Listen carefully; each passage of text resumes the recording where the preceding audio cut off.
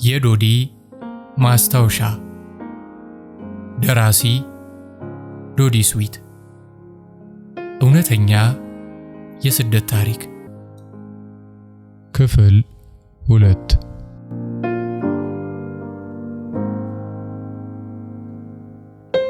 ቀን 30 3ኛው ወር 2007 ዓመተ ምህረት ማክሰኞ። ልክ ከጠዋቱ 12 ሰዓት ከ10 ደቂቃ ሲሆን ጉዟችንን አቆምን። የሚመሩ ልጆች እንድንቀመጥ በምልክት ነገሩንና ሁለቱም ወደፊት ሄዱ። ብዙም ሳይርቁ ጥቅጥቅ ወዳለ ጫካ ውስጥ ገቡና ከዓይናችን ተሰወሩብን። መሬቱ ድንጋይ ብቻ ነው። እንደ ልማዳችን እግሮቻችን ላይ ቁጢት ቁጢት ጣልን። በግራም በቀኛችንም በተፈጥሮ ያደጉ ግራሮች አረንጓዴ ሆነው ይታያሉ። እኛ እዛው እየተጓዝንበት የነበረው መንገድ ላይ ነው የተቀመጥነው። ልጆቹ ወደ ሄዱበት ብንንጠራራም ምንም ሊታየን አልቻለም። መቼም የሚቆዩ ቢሆን እንደዚህ ሜዳ ላይ አያስቀምጡንም አልኳቸው፣ መመለሳቸው እያጠራጠረኝ። ከፊቴ የተሰለፈችው አሽራቃ ብድግ እያለች የሚመሩ ልጆች ወደ ሄዱበት ቦታ ቀስ ብላ ትሄድና ጫካ ነገር ስለሆነና አጣርታ ማየት ስለተቸገረች እንደገና ወደኛ ትመለሳለች። በቃ ነክቶባቸው ጥለውን ሄደው ነው። ወይኔ ሰሩልን አለች አሽራቃ የግራ እጇን መዳፍ በቀኝ እጇ በቡጢ እየመታች። እንባዋ መጣ። ፊቷን እንዳናይባት ከመሬት ባገኘቻት ቁራጭ እንጨት መሬቱን መቆፈር ጀመረች። ሁላችንም በጣም ፈራን። ፊታችን አመድ መሰለ። አይኖቼን ልጆቹ ወደ ሄዱበት አፈጠጥኩ። አጣርቼ ማየት ባልችልም መንገዱ ላይ ትልቅ የተጋደመ ግንድ ነገር ታየኝ። ተጠግተን ለማጣራት ግን አልደፈርንም። ለምልክት ቦታ እንዳይጠፋባቸው ያስቀመጡት ነገር ነው አልኳቸው። እኔም እንባ እየተናነቀኝና ፍርሃቴ እያየለ በቃ ተነሱ፣ ወደ ኋላ እንመለስ አለች አሽራቃ ተስፋ በመቁረጥ። አው ልክ ነሽ፣ ተነሱ እንመለስ አሉ ብዙዎቹ ሐሳቧን በመደገፍ። ያማችኋል እንዴ? የት ነው የምንመለሰው? እንመለስ ብንልስ የት ብለን ነው የምንመለሰው? ተረጋጉ። እነሱ ጥለውን የሄዱት ፖሊስ ፈርተው ነው አይደል? ቢደርሱብንም ፖሊስ ነው። ወደ ኋላዬ ተመልሼ የማላውቀውን መንገድ ጀምሬ የአውሬ ራት ከመሆን ፖሊስ ይዞ የፈለገውን ያደርገኝ።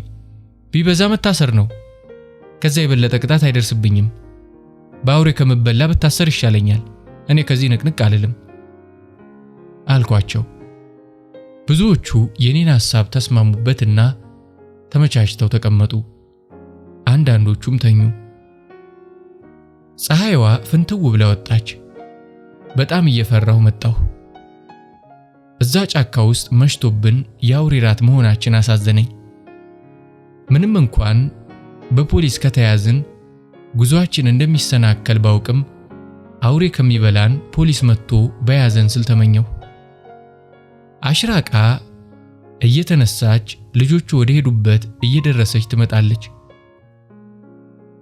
በቃ በእናትሽ ቁጭ በይ፣ የባሰ አስጨነቅሽን እኮ አላት በመካከላችን ያለው ብቸኛው ኤርትራዊው ወንድ ልጅ በጀርባው ከተኛበት በሁለት እጆቹ ማጅራቱን ይዞ ከአንገቱ ብቻ ቀና በማለት።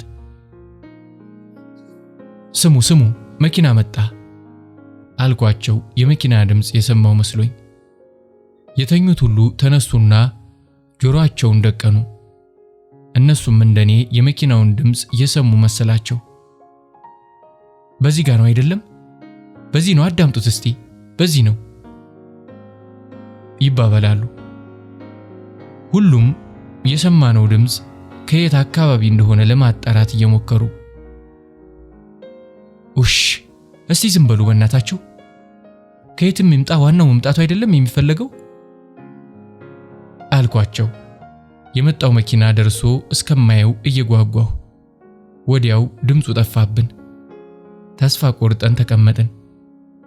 ፊቴን አዙሬ የተቀመጥኩት ልጆቹ ወደ ሄዱበት አቅጣጫ ነበር። የተጋደመ ግንድ የመሰለኝ ነገር የተንቀሳቀሰ መስሎኝ በእንብርክኬ ወደሱ ጠጋ ብዬ ለማየት ሞከርኩ። እረ ይንቀሳቀሳል አልኳቸው አጣርቼ ለማየት እየሞከርኩ። ጨለማው የነጋ ቢሆንም ወደ ጫካ ውስጥ ጨለምለም ስለሚል በደንብ አይታይም ነበር። አሽራቃ እንደ ልማዷ ጎንበስ ብላ በቀስታ ሄደች። ሁላችንም አንገታችንን አስረዝመን በዓይናችን ተከተልናት። በደንብ ተጠጋች። እንዳጎነበሰች ቆም አለችና አፏን በእጇ አፍና በሄደችበት ሁኔታ ተመለሰች። ፊቷ ፈካ ብሏል። ሁላችንም ምን እንደምትል ለመስማት ተቁነጠነጥን። በረጅሙ ተነፈሰችና ሰው ነው የተኛው፣ ጥለውን አልሄዱም ማለት ነው፣ ሐምዱሊላህ አለች ወደ ሰማይ አንጋጣ የደስታ ሳቅ እየሳቀች። እሰይ ያልኩ የምሬን ደስ እያለኝ። መኪና እስኪመጣ ነው ማለት ነው የምንጠብቀው አልኳቸው። ሁሉም ደስ አላቸው። ፍርሃታችን በመጠኑም ቢሆን ለቀቅ አደረገን። አሁንም የመኪና ድምፅ የሰማን መሰልና ጆሮአችንን አቆምን። በፊት ከሰማነው ድምፅ በጣም የቀረበ ነበር። ከየት አቅጣጫ እንደሰማን ግን እርግጠኛ መሆን አልቻልንም። ለሶስተኛ ጊዜ ሰማነው። በዚህ ጊዜ ነበር የተጋደመ ግንድ የመሰለን ተኝቶ የነበረው ሰው ሲነሳ ያየነው። ውሽ አልኳቸው ተነስቶ ሲንጠራራ ይቼ ዓይኔን እሱ ላይ አፈጠጥኩ። በጣም ቀጭን ረጅም ነው። እየተንጠራራ ሲሄድ አረ ሄደ አልኳቸው ከዓይኔ እየራቀ ሲመጣብኝ ለመነሳት እየቃጣኝ። ከሄደ የማይመለስ መስሎኝ እየፈራሁ። አሽራቃ ብድግ አለችና ቀስ እያለች ከወገቧ ጎንበስ ብላ ወደሱ ሄደች። እሱ ከዓይኔ ተሰወረብኝ። አሽራቃ እሱ ተኝቶበት የነበረበት ቦታ ላይ ስትደርስ ቆመች። ይቺ ልጅ ዛሬ ጉድ ልታደርገን ነው አልኩ በውስጤ። ልቤ አንገቴ ስር የተወተፈች መሰለኝ። ፈራሁ። አሽራቃ እየሮጠች መጣች። ወሬ ለመስማት ሰፍ ብለን ጠበቅናት። አለ ሽንቱን እየሸና ነው አለችን። በይ ተቀመጭ አልኳት የልጁን መኖር ስሰማ በረጅሙ እየተነፈስኩ። ልጁ ተመልሶ መጥቶ ተኛ። ያን የመኪና የመሰለን ድምፅ ደጋግመን ሰማነው። ባካቸው አስፋልት አለ ማለት ነው፣ መኪናዎቹ ሲያልፉ ነው የሚሰማን አልኳቸው። የተኛው ልጅ እየተነሳ ዞር ዞር እያለ አካባቢውን ይቃኝና ተመልሶ ይተኛል። ለአንድ ሰዓት 10 ጉዳይ ሲል የመኪና የሚመስለውን ድምፅ ደግመን ሰማነው። ያሁኑ ግን ረዘም ላለ ጊዜ ቆየ። ተኝቶ የነበረው ቀጭኑ ልጅ ስልክ ሲያወራ አየነው። የመኪና የመሰለን ድምፅ ጸጥ ሲል ልጁ ከተኛበት ተነስቶ ወደፊት ሄዶ ወዲያው ተመለሰና የቀኝ እጁን ሌባ ጣት በቁመት ከንፈሮቹ ላይ አድርጎ ወደኛ መጣ። ልንሄድ ነው አልኳቸው። በሹክሹክታ ልጁ ድምፄን እንዳይሰማ ጥርሶቼን ገጥሜ ዝም እንድንል በምልክት አሳየንና እንድንነሳ አደረገ። በሰልፋችን አስተካከለን። ደጋግሞ የዝም በሉ ምልክት ያሳየናል። ከሁኔታው በጣም መፍራቱን ማወቅ ይቻላል። የሱን ሁኔታ ሳይ ጭራሽ ፈራሁ።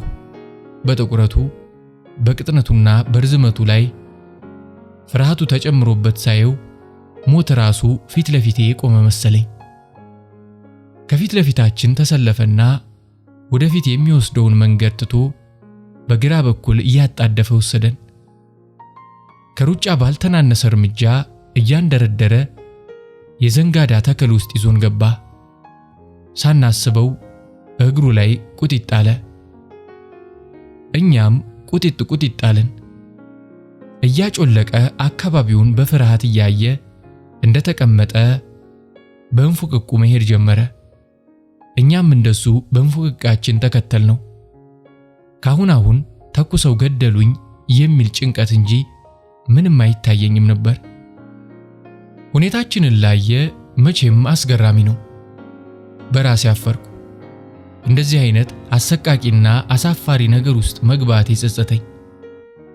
እንደው ምንም ሳይጎድልብኝ ነፍሴን እሳት ውስጥ መክተቴ መንግስት በከለከለው የሕገ ወጥ የሕዝብ ዝውውር ውስጥ እጄን ማስገባቴ ለራሴ እንቆቅልሽ ሆነብኝ።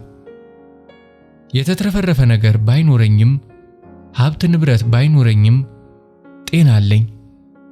ኢትዮጵያ ውስጥ ነገሮች አልጋ ባልጋ ሆነም የፈለኩትን ሥራ እየሰራሁ የፈለኩትን ያህል ደሞዝ እየተከፈለኝ እኖራለሁ ባልልም ያለ መሳቀቅ በሰላም የሰላም አየር እየተነፈስኩ መኖር እንደምችል አውቃለሁ። ታዲያ ምን አቀበጠኝ? ፈጣሪ የዛሬን ብቻ አውጣኝ አልኩ፣ አይኔ ላይ የሞላውን እንባዬን እየጠረኩ። ቀስ እያለ ተነስቶ እንዳጎነበሰ የሆነ ቁጥቋጦ ውስጥ ገባና በእጁ ወደሱ እንድንሄድ ምልክት ሰጠን። እንዳጎነበሰን እየሮጥን ቁጥቋጦ ውስጥ ገባን። ጸጥ ብለን እንድንቀመጥ በእጁ ምልክት ሰጠን። ተቀመጥን። መቼም ልቤ ልትወጣ ደርሳለች። በፍርሃት ተጨነቅኩ። ልጁ ጎንበስ ብሎ እያደፈጠ ወደፊት ሄደና ከደቂቃዎች በኋላ ፈጠን ፈጠን እያለ መጣ። እንድንቆም ምልክት ሰጠንና ከፊታችን ሮጥ ሮጥ እያለ ሲሄድ እየሮጥን ተከተልነው። ብዙም ሳንሄድ አውላላ ሜዳ ላይ ወጣን። ሜዳው ላይ 6 ሞተር ሳይክሎች ከነሹፌሮቻቸው ቆመዋል። ደነገጥኩ። የጠበቅኩት መኪና ነበር።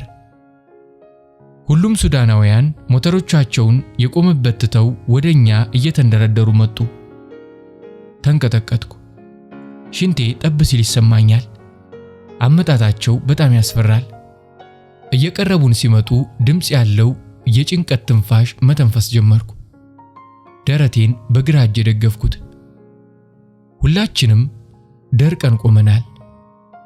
ቀድሞ ወደኛ የደረሰው የሞተር ሹፌር ተሽቀዳድሞ ታይ ነይ ብሎ ጎትቶ ከመሃል አወጣኝ። ወይኔ ጉዴ አልኩ አፍ አውጥቼ። ድምጼ እየተሰማ እየጎተተ ሲወስደኝ እንባዬ ዱብ ዱብ አለ። ሎሚ ተከተለችኝ። እሷንም እጇን ጎተተና የኔን የግራ የሷን የቀኝ እጅ አንድ ላይ በግራ እጁ ጨምድዶ ያዘንና በቀኝ እጁ ሌላ ሴት ጎተተ። ሌሎቹ ጓደኞቹም እንደሱ እየጎተቱ የሚፈልጉትን ወሰዱ። ምን ሊያደርጉን ይሆን ብዬ ተጨነቅኩ። በፍርሃት ተጨብጬ አንድ ፍሬ ሆንኩ። እየጎተቱ ወደ ሞተሮቻቸው ወሰዱን። በውስጤ ፈገግ አልኩ። ለካስ ተሯሩጠው ይሽቀዳደሙ የነበረው ቀጠን ቀጠን ያልነውን ለመምረጥ ነበር። እኛን የያዘው ሞተረኛ ሞተሩ ላይ እንድንወጣ ነገረን። ሎሚ ከፊት እኔ ከኋላ ልጅቷ ከኋላ የወጣን። ሹፌሩ ከሎሚ ፊት ወጣና የሎሚን እጅ ጎትቶ ወገቡን አስያዛት። በደንብ እንድትይዘው በሱዳን አረብኛ እየደጋገመ ያስጠነቅቃታል። አጥብቃ በሁለት እጆቿ ያዘችው። እኔ የሷን ወገብ፣ ልጅቷ የኔን ወገብ አጥብቀን ያዝን። 15ታችንም በየሞተሮቻችን ላይ ተፈናጠጥን። መቼም ታዛቢ ኖሮ ቢያየን የሚያስቅ ትዕይንት ነበር።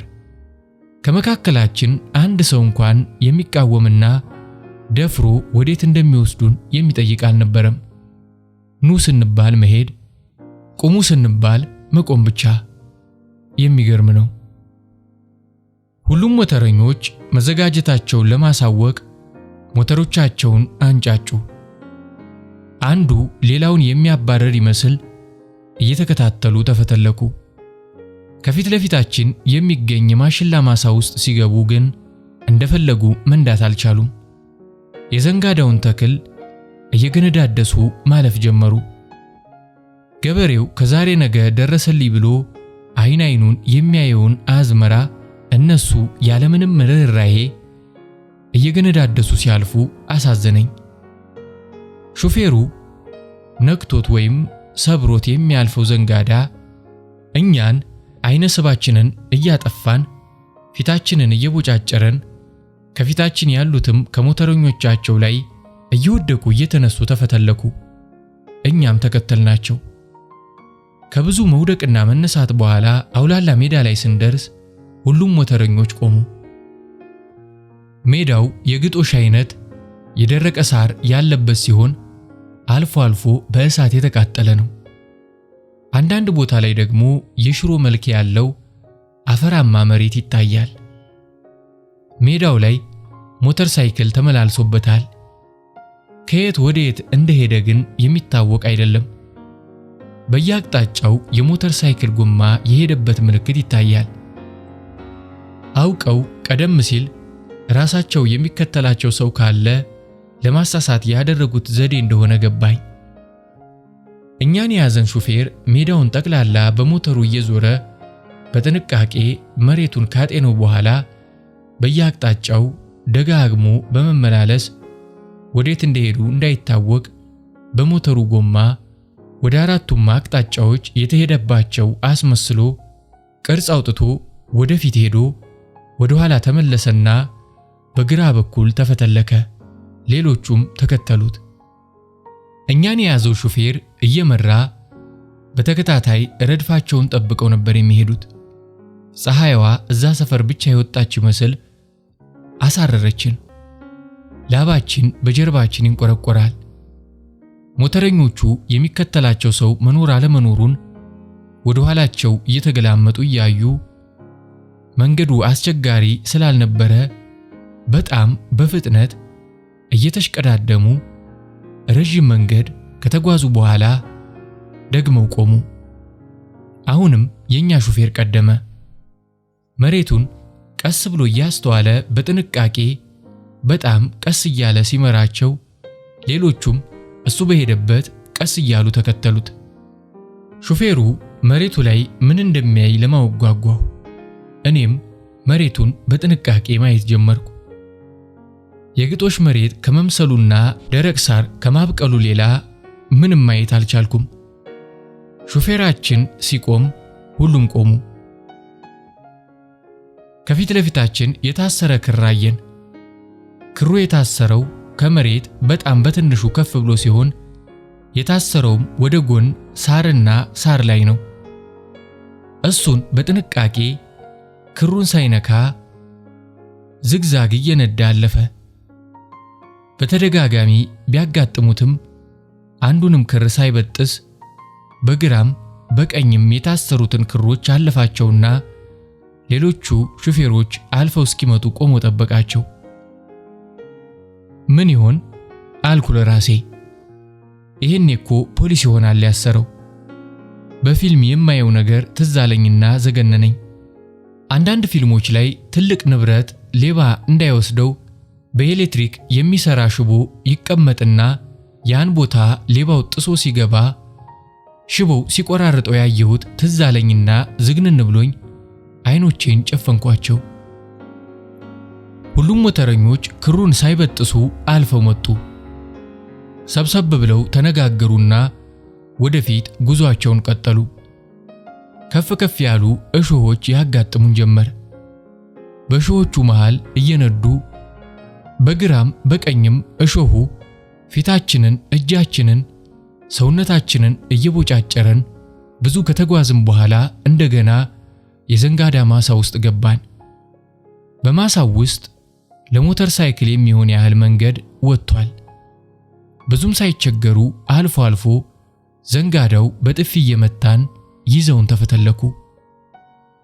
ሰብሉ በግራና በቀኝ አረንጓዴ ሆኖ በጣም ያምራል። የኛ ሹፌር እየመራ በፍጥነት ስንጓዝ መንታ መንገዶች አጋጠሙን። መንገዱ ላይ አንድ የሙስሊሞቹን ነጭ ቀሚስ አበያ የለበሰ ሰው ቆሞ የሆነ ነገር ሲናገር ሹፌራችን ቆም አለና ወደ ኋላው መለስ ብሎ ወደ ቀኝ የሚወስደውን መንገድ ያዘና በጣም በፍጥነት ተፈተለከ። አሁን መጠባበቅ ትተዋል። እየተሽቀዳደሙ ይከንፋሉ። ከሩቅ የሚጨስ ጭስ ታየን። በዛው አቅጣጫ ይዘውን በረሩ። ከርቀት ጎጆ ቤቶች ይታዩናል። ተመስገን ሰው ልናይ ነው አልኩ ለራሴ። ከሩቅ ይታዩን የነበሩት ጎጆዎች እየቀረቡን መጡ። አጠገባቸው ስንደርስ ሹፌራችን አቆመና ወደ አንደኛው አጥር ወሰደን። አጥሩ በሚያምር ሁኔታ በዘንባባ የተሰራ ነው። በሩ የቱ ጋር እንደሆነ አያስታውቅም። ሹፌራችን በሩን ከፍተን እንድንገባ ሲነግረን ጠጋ ብለን በር መኖሩን አወቅን እንጂ በር ያለው አልመሰለንም ነበር። 15ታችንም ግርግር ሳንፈጥር ግቢ ውስጥ ገባን። ነጭ ሸሚዝ በጂንስ ሱሪ የለበሰ ረጅም ጥቁር ለሰው አዛኝና ሩህሩህ የሚመስል ሰው በፈገግታ ተቀበለንና ትልቅ ጎጆ ቤት ውስጥ አስገባን። መሬት ላይ በጣም ሰፊ የሆነ የማዳበሪያ ጀባ ተነጥፏል። ጫማችንን እያወለቅን ጀባው ላይ ተኮለኮልን። ሰውየው በትልቅዬ ባልዲ ቀዝቃዛ ውሃ ሞልቶ አመጣልን። እየተሽቀዳደምን እስኪ በቃን ጠጣን። እንደገና ሞልቶ አመጣና አስቀመጠልን። ምስር ክክ አምጥቶ 2 ሰው ሁኑና ግርግር ሳታበዙ ስሩ፣ አትንጫጩ፣ ጎረቤት ከሰማ ጥሩ አይደለም አለን። አሽራቃና ሎሚ ወጥ ሊሰሩ ተነሱ። የሚፈልጉትን ዕቃ ሁሉ አቀራረበላቸውና ወጡ ተሰራ። ሰውየው በማዳበሪያ ሙሉ የሀገራቸውን ዳቦ ይዞልን መጣና እስክንጠግብ እንድንበላ ነገረን። 2 ትልልቅ የብረት ትሪዎች፣ ዝርግ ሳህኖችና ጭልፋ መጣልን። በ2 ግሩፕ ተከፈልንና እስክንጠግብ በልተን ውሃችንን ጠጣን። ሰውየው መጥቶ ሌላ ክፍል አልጋ ስላለ በጣም የደከመው ካለ ማረፍ እንደሚችል ሲነግረን ሃና ሎሚና ዳነችን ጨምሮ ሌሎችም ግር ብለው እየተሽቀዳደሙ ሄዱ። እኔ አሽቃራና ወንዱ ልጅ እዛው ተቀመጥን። ሃና ወዲያው ተመልሳ መጣችና ነይ ቦታ ይዤልሻለሁ ስትለኝ ተነሱ እንሂድ አልኳቸውና ሄደን ልጆቹ መሬት ላይ ተኮልኩለው ቴሌቪዥን ላይ አፍጥጠዋል። አዳነች፣ ሎሚና አየለች አንዱ አልጋ ላይ ሰፍረውበታል። ተጠጋጉና ልጁን አስተኙት በእናታችሁ አልኳቸው። ስም ማን ነው አልኩት። ተስፋለም አለኝ። በግድ አስጠጋጋኋቸውና ተስፋለም እንዲተኛ አደረግኩ። ወንድ ልጅ እንደ ሴት ስቃይ የሚችል አይመስለኝም። ወንዶች ትንሽ ተጎሳቁለው ወይም ከፍቷቸው ሳይ ያሳዝኑኛል። መከራን ለመቀበል ከወንዶች ይልቅ ሴቶች የሚሻሉ ይመስለኛል። አንድ ባዶ አልጋ አለ። ለምን እንደፈሩት አላወቅኩም። ጫፍ ላይ ወጣሁና ጋደም አልኩ። ሃና መጣችና ጫፍ ላይ ተቀመጠች። ሙቀቱ እንኳን ሊያስተኛ ቀርቶ መተንፈስ ከለከለን። ተነስቼ በፊት የነበርንበት ጎጆ ቤት ሄድኩ። አንዷ ከነመሰረት ግሩፕ ውስጥ የሆነች ልጅ ቁጭ ብላ ታለቅሳለች። 2 ጓደኞቿ አብረዋት ተቀምጠዋል። ምን እንደሆነች ስጠይቃቸው የራሳቸውን አይን ያሳዩኛል። ያው በቋንቋ ስለማንግባባ አይኗን ሄጄ ሳየው አንድ አይኗን መግለጥ አትችልም። በጣምም አብጧል። እንባዋ ዝም ብሎ ይወርዳል። መሰረትን አስጠራሁና ምን እንደሆነች ሲጠይቃት በሞተር ስንመጣ አይኗን እሾህ እንደወጋትና አይኔ ፈሰሰ ብላ እንደምታለቅስ ነገረችኝ። ከሃና ቦርሳ ውስጥ ጸበል ቀባባኋት። አሳዘነችኝ። ቆይ እስቲ ለሰውየው እንንገረውና የሆነ መድኃኒት ካለ እንዲሰጣት ጠይቀዋለሁ ብያቸው ልሄድ ስል የሆነ ኢትዮጵያዊ የሚመስል ረጅም ልጅ መጣ። ለሱ ነገርኩትና ደቂቃ ሳይቆይ ጠብታ ይዞላት መጣ። ራሱ አደረገላት። በጣም አመሰገንኩት። የቤቱ ባለቤት ባለነጭ ሸሚዙ መሸት ሲል መንገድ እንደምንጀምር እስከዛ እረፍት እንድናደርግ ነገረን። ሁላችንም ከጎጆ ቤት ወጥተን አልጋ ያለበት ቤት ሄድን። ተቀምጠን አመሸን። ለአንድ ሰዓት 10 ጉዳይ ላይ 2 የሱዳን ዜጎች ወንዶች ልጆች መጡና አዩን። ከ10 ደቂቃ በኋላ መንገድ ስለምንጀምር እንድንዘጋጅ ነገሩን። የተረፈ ዳቦ ስላለ እንድንበላ አጥብቀው ለመኑን። እኛም እንዳራበን ነገርናቸው። ደጋግመው እንድንበላ ሲለምኑን የሆነ ነገር ጠረጠርኩ። ብዙ የእግር ጉዞ እንጓዛለን ማለት ነው ስላሰብኩ። 1 ሰዓት ሲሆን የቤቱ ባለቤትና 2 ሱዳኖች ጃኬት ደራርበው በጣም ትልልቅ ዱላ ይዘው ድምጻችንን አጥፍተን እንድንነሳ አደረጉንና የቤቱ ባለቤት እየመራን 2ቱ ከኋላችን እየተከተሉ በሰልፍ ይዘውን ወጡ። አሁንም 6ኛ ሰልፍ ላይ ነኝ። አዳነች 1ኛ፣ ሐና 3ኛ፣ ሎሚ ከኋላዬ ነበር የተሰለፉት። ከግቢው ወጥተን በግራ በኩል የተወሰኑ ቤቶችን እንዳለፍን ወደ ቀኝ ታጠፍንና እግረኞች የሚጓዙበት የሚመስል መንገድ ላይ ጉዞአችንን አደረግን። በፈጠነ እርምጃ እየተጣደፍን ተጓዝንና ዋናውን መንገድ ለቀን በግራ በኩል ጢሻ ነገር ውስጥ ገብተን ቆምን። መሬቱ የተሰነጣጠቀ ነው። ረጃጅም እሾህ በቅሎበታል። ሰፋፊ ሆኖ ደርቆ የረገፈ ሲረግጡት ጩኸቱ ከሩቅ የሚጣራ ቅጠል አልፎ አልፎ ይታያል። ልክ መንገዱን ትተን ጢሻ ውስጥ እንደገባን ይመራን የነበረው ያረፍንበት ቤት ባለቤት ቆም አለና እግዚአብሔር ከናንተ ጋር ይሁን፣ በሰላም ግቡ አለና ፊቱን አዙሮ ሲመለስ 2ቱ ከኋላ የነበሩት ልጆች አንዱ ከፊት አንዱ ከኋላ ሆኑና ጉዞአችንን ቀጠል። መንገዱ በጣም ፈታኝ ነው። የተሰነጣጠቀው መሬት ውስጥ እግሬ እየገባ በጣም ተጎዳሁ፣ ቆሳሰልኩ።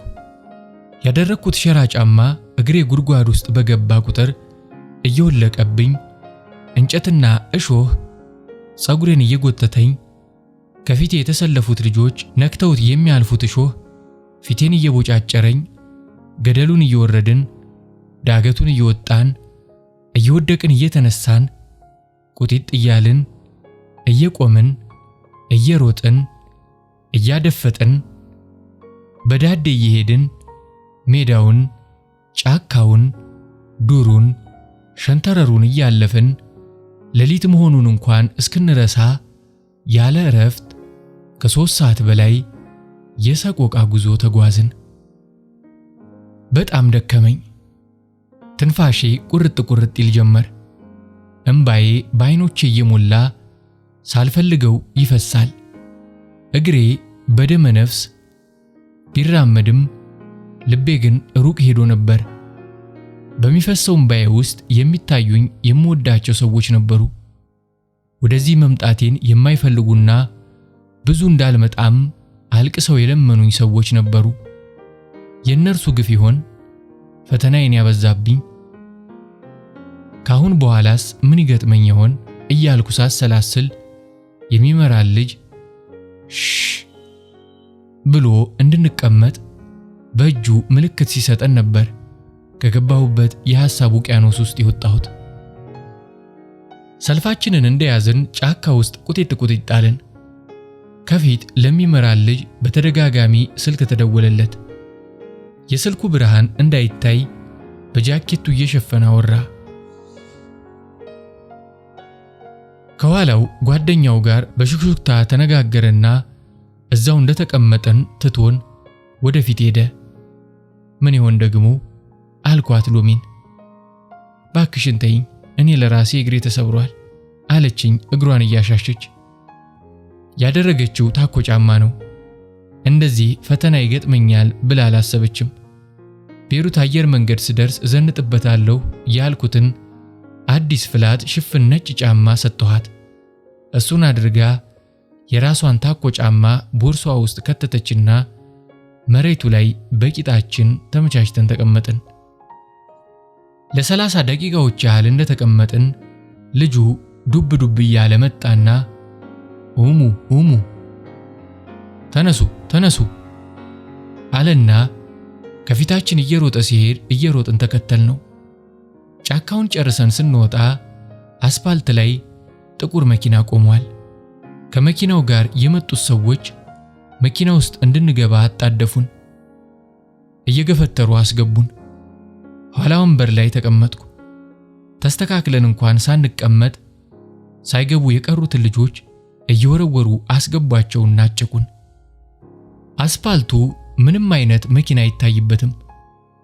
ቢሆንም አስፋልት በማየቴና መኪና ውስጥ በመግባቴ ደስ ብሎኛል። ካሁን በኋላ ምንም ችግር አይደርስብንም፣ ወደ ከተማም ተቃርበናል ብዬ አሰብኩ። የመኪናው በር በግድ ተዘጋና መክነፍ ጀመረ። በስርዓት እንኳን አልተቀመጥንም። ሰው በሰው ላይ ተደራርቧል። ያልተቀመጠም አለ። ብዙዎቻችን መተንፈስ አልቻልንም። መኪናው ሰማይ እያደረሰ ይመልሰናል፣ እርስ በርስ ያጋጨናል፣ እያነሳ ያፈርጠናል። ተንጫጫን።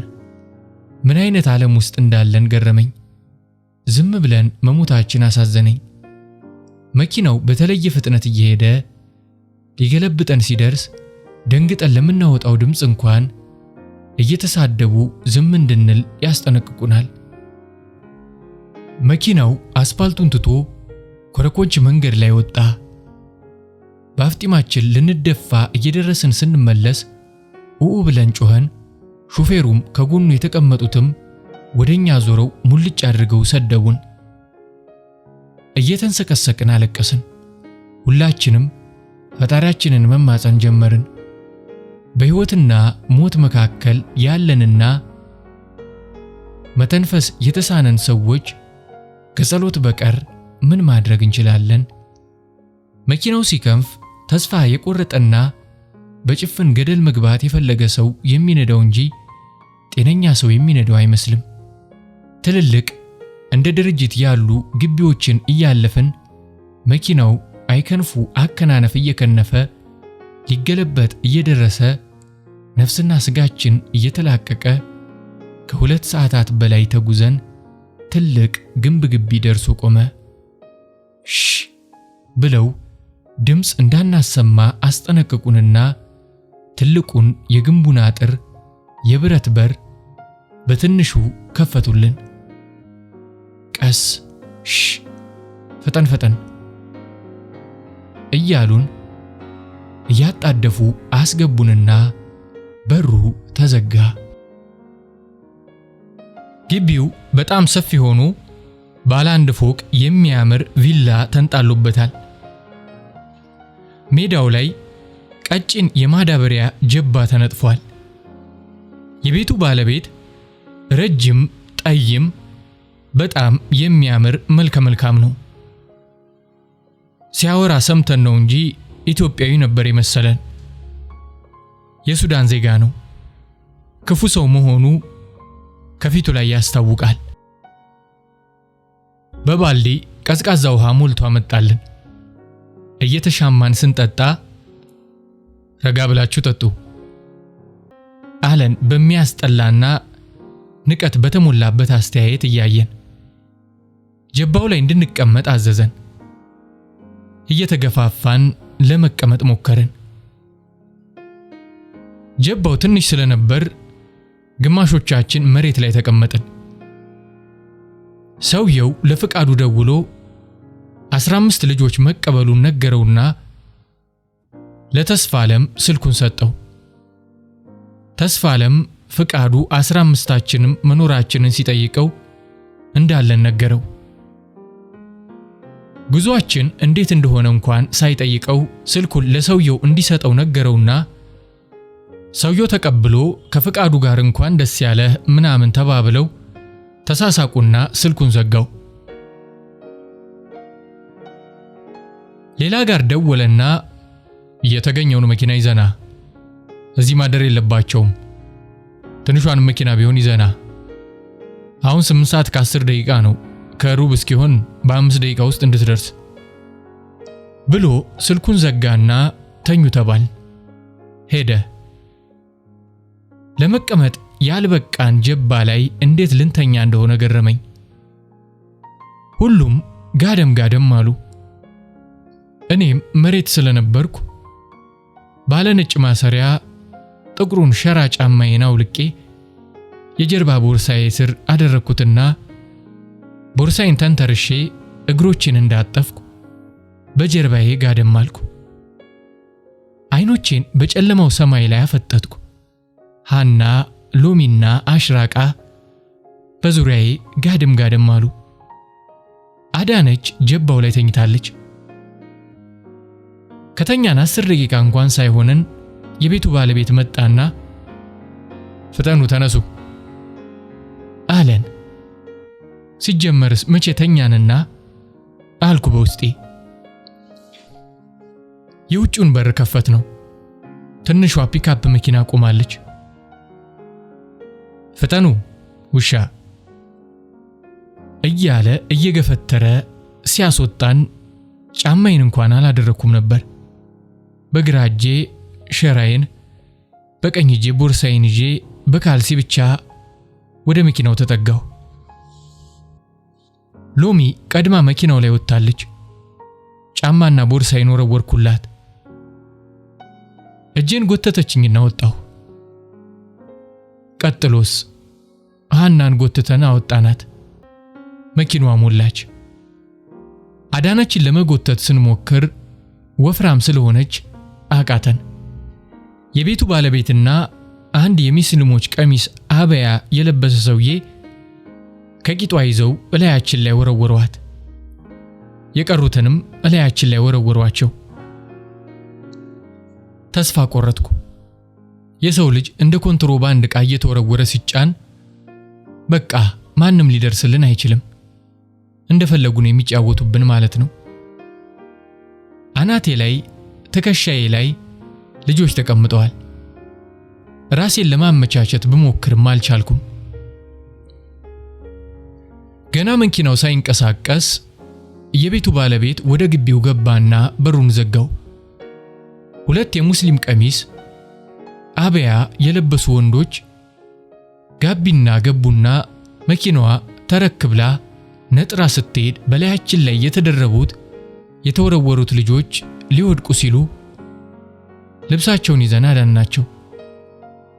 ሁላችንም በአንድ ላይ ጮህን።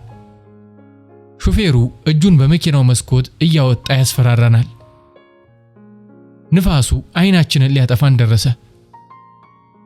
መኪናው የሚከንፈው አመዳማ የሆነ አውላላ ሜዳ ላይ ነው።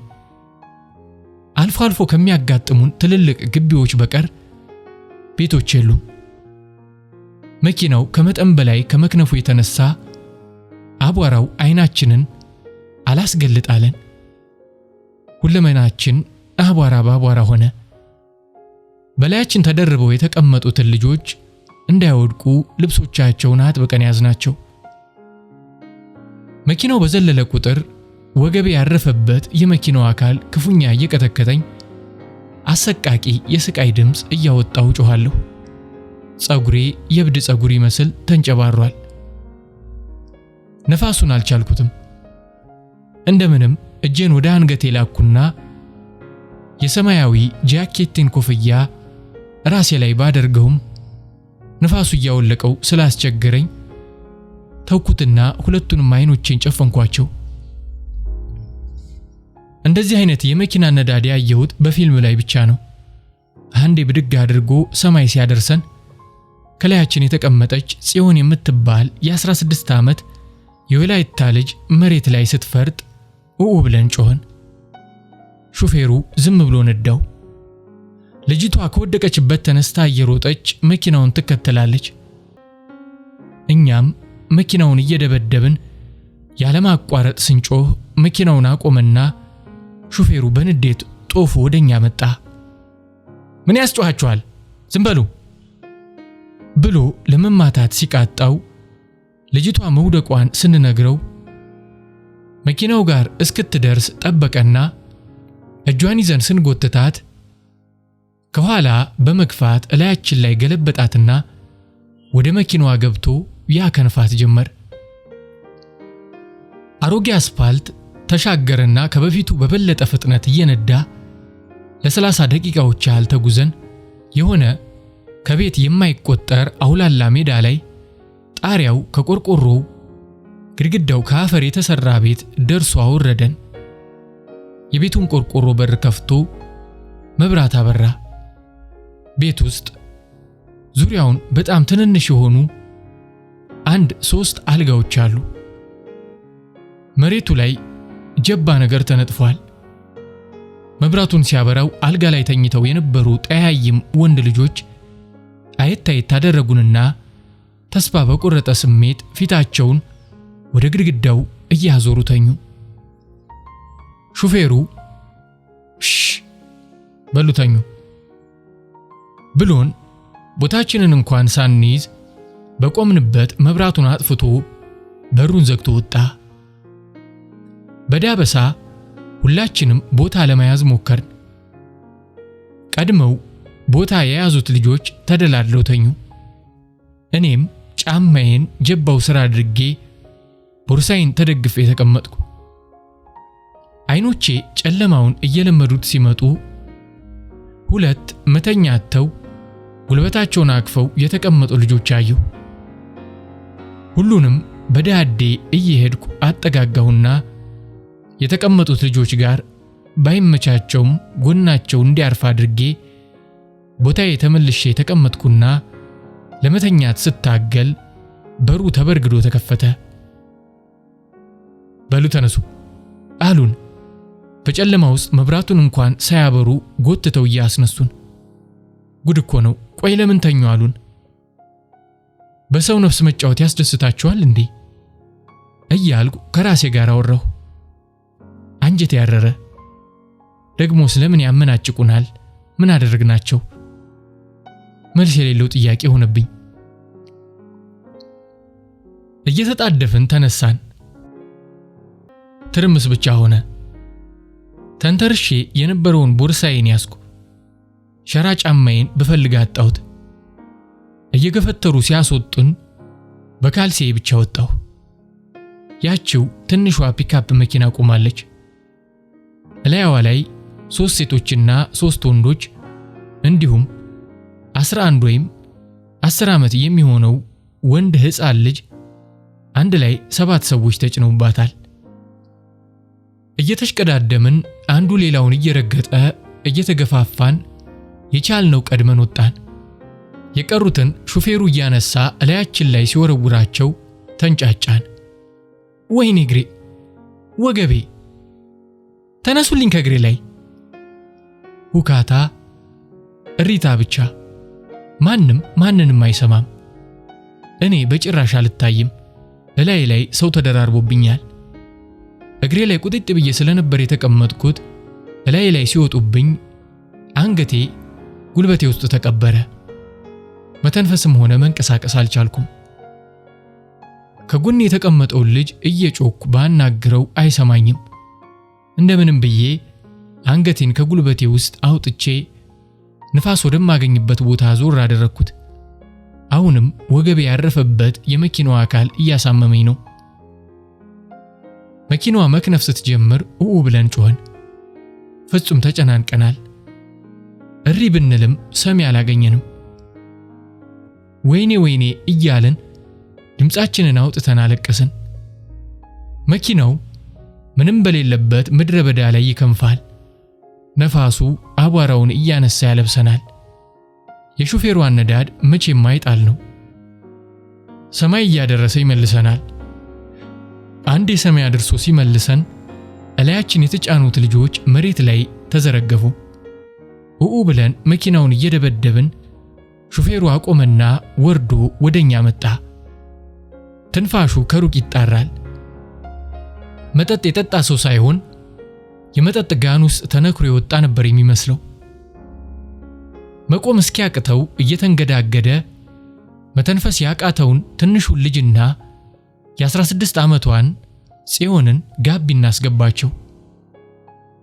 እኔም ልጆቹ በወደቁ ጊዜ አንገቴን ቀና ለማድረግ ችዬ ነበር። ለካስ እንደዛ አይነት አነዳድ የሚነዳው ጥምብር ብሎ ሰክሮ ነበር። እንደዛው እያፈረጠ ሊገለብጠን እየደረሰ እኛም እየጮህን ጫካ ውስጥ ይዞን ገባ። ጫካው በውስጡ የመኪና መንገድ አለው። እኛ ግን የተፈለገበት ቦታ በሰላም መድረሳችን አጠራጠረኝ። ምክንያቱም ሰውየው ገልብጦ ሊጨርሰን ይችላል። ጫካው ውስጥ ገብቶ የተወሰነ ከነዳ በኋላ ወደ ላይ አንጥሮ መኪናዋን አቆማትና ከመኪናው ወርዶ ጋቢና የተቀመጠውን የ11 ዓመት ልጅ ጎትቶ አወረደው። ልጁ ከኛ ጋር ወደ ተጫኑት አንድ እህቱንና ሌሎቹንም በትግረኛ እየተማጸነ ጋቢና መቀመጥ እንደማይፈልግ ተናገረና ከላይ እንዲወጣ እንዲጎትቱት እጁን ሲዘረጋ ሹፌሩ ሽቦ የተጠመጠመበት የጉማሬ አለንጋ ይዞ መጣና ጎትቶ ወሰደው። እንኳን ያንን የሚያክል ሕፃን ልጅ ይቅርና አህያ ለመምታት የሚያስፈራውን አለንጋ ደጋግሞ አሳረፈበት። ሁላችንም ጮኸን።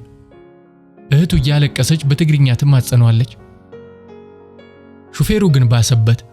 ቦታ ሳይመርጥ ደጋግሞ ሲሰነዝርበት የሕፃኑ ግንባር ተሰነጠቀ።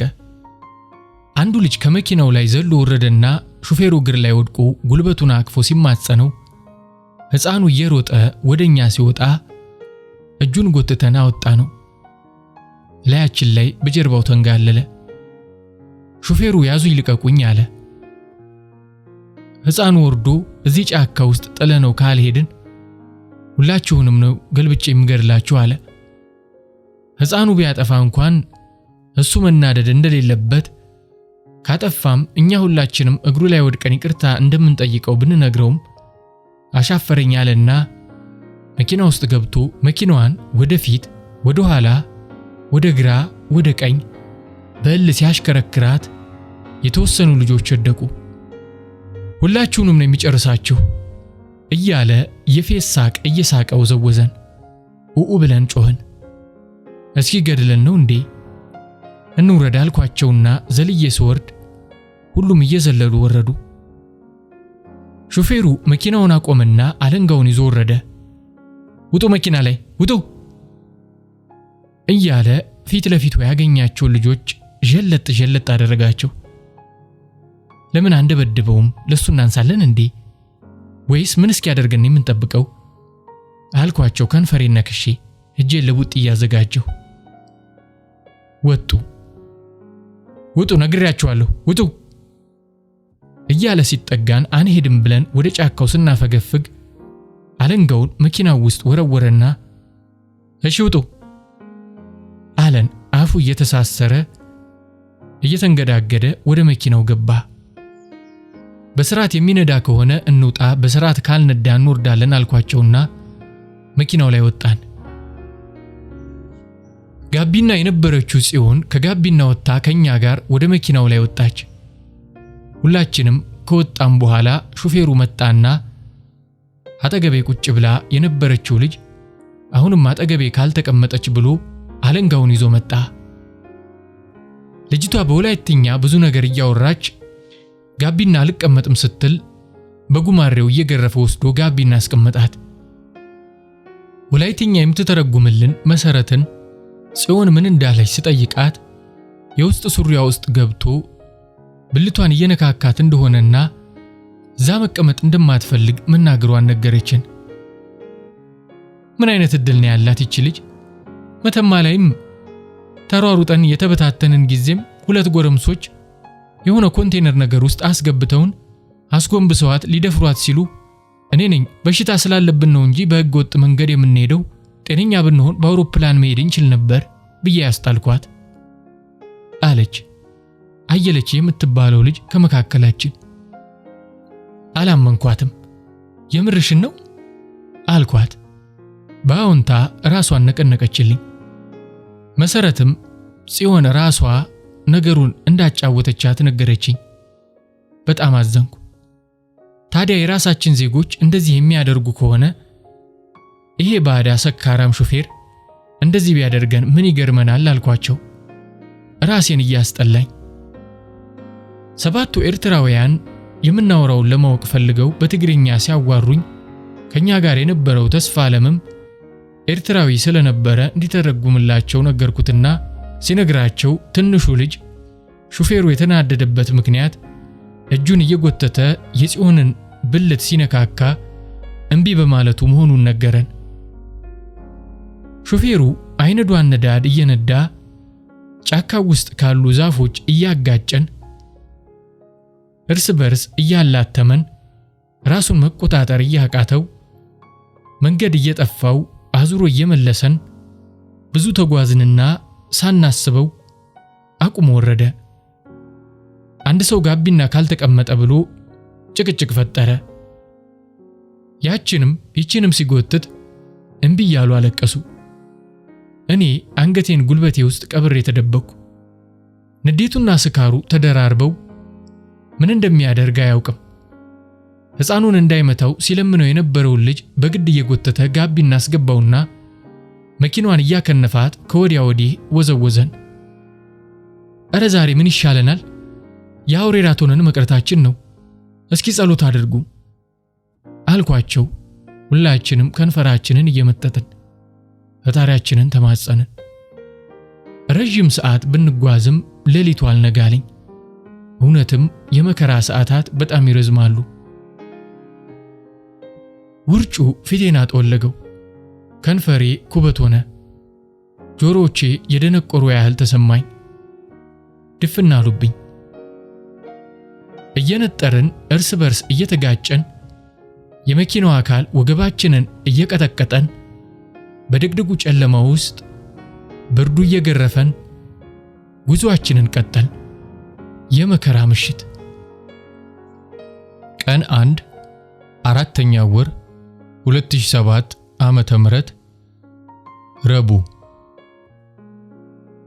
ሹፌሩ መንገድ እየሳተ እንደገና እየተመለሰ ስለሆነ የሚነዳው ጠፍተን ይሆናል እንጂ ይህን ያህል መንገድ አንጓዝም ብዬ ደመደምኩ። ተስፋ ቆረጥኩ። ፊታችን ጠውልጓል። ድካምና እንግልቱ አልፈስፍሶናል። ለ4 ሰዓት 20 ጉዳይ ሲል የሆነ መንደር ደረስን። ጣሪያው ሳር፣ ግድግዳው ድንጋይ የሆነ በር እንኳን የሌለው ባዶ ጎጆ ቤት ውስጥ አስገባንና ሽ አለን የሌባ ጣቱን ከንፈሮቹ ላይ አድርጎ። ፈጠን አልኩና ግድግዳው ጥግ ዘፍ ብዬ ተቀመጥኩ። መሬቱ እንደ አመድ ይቦናል። ልብሴ ይቆሽሻል።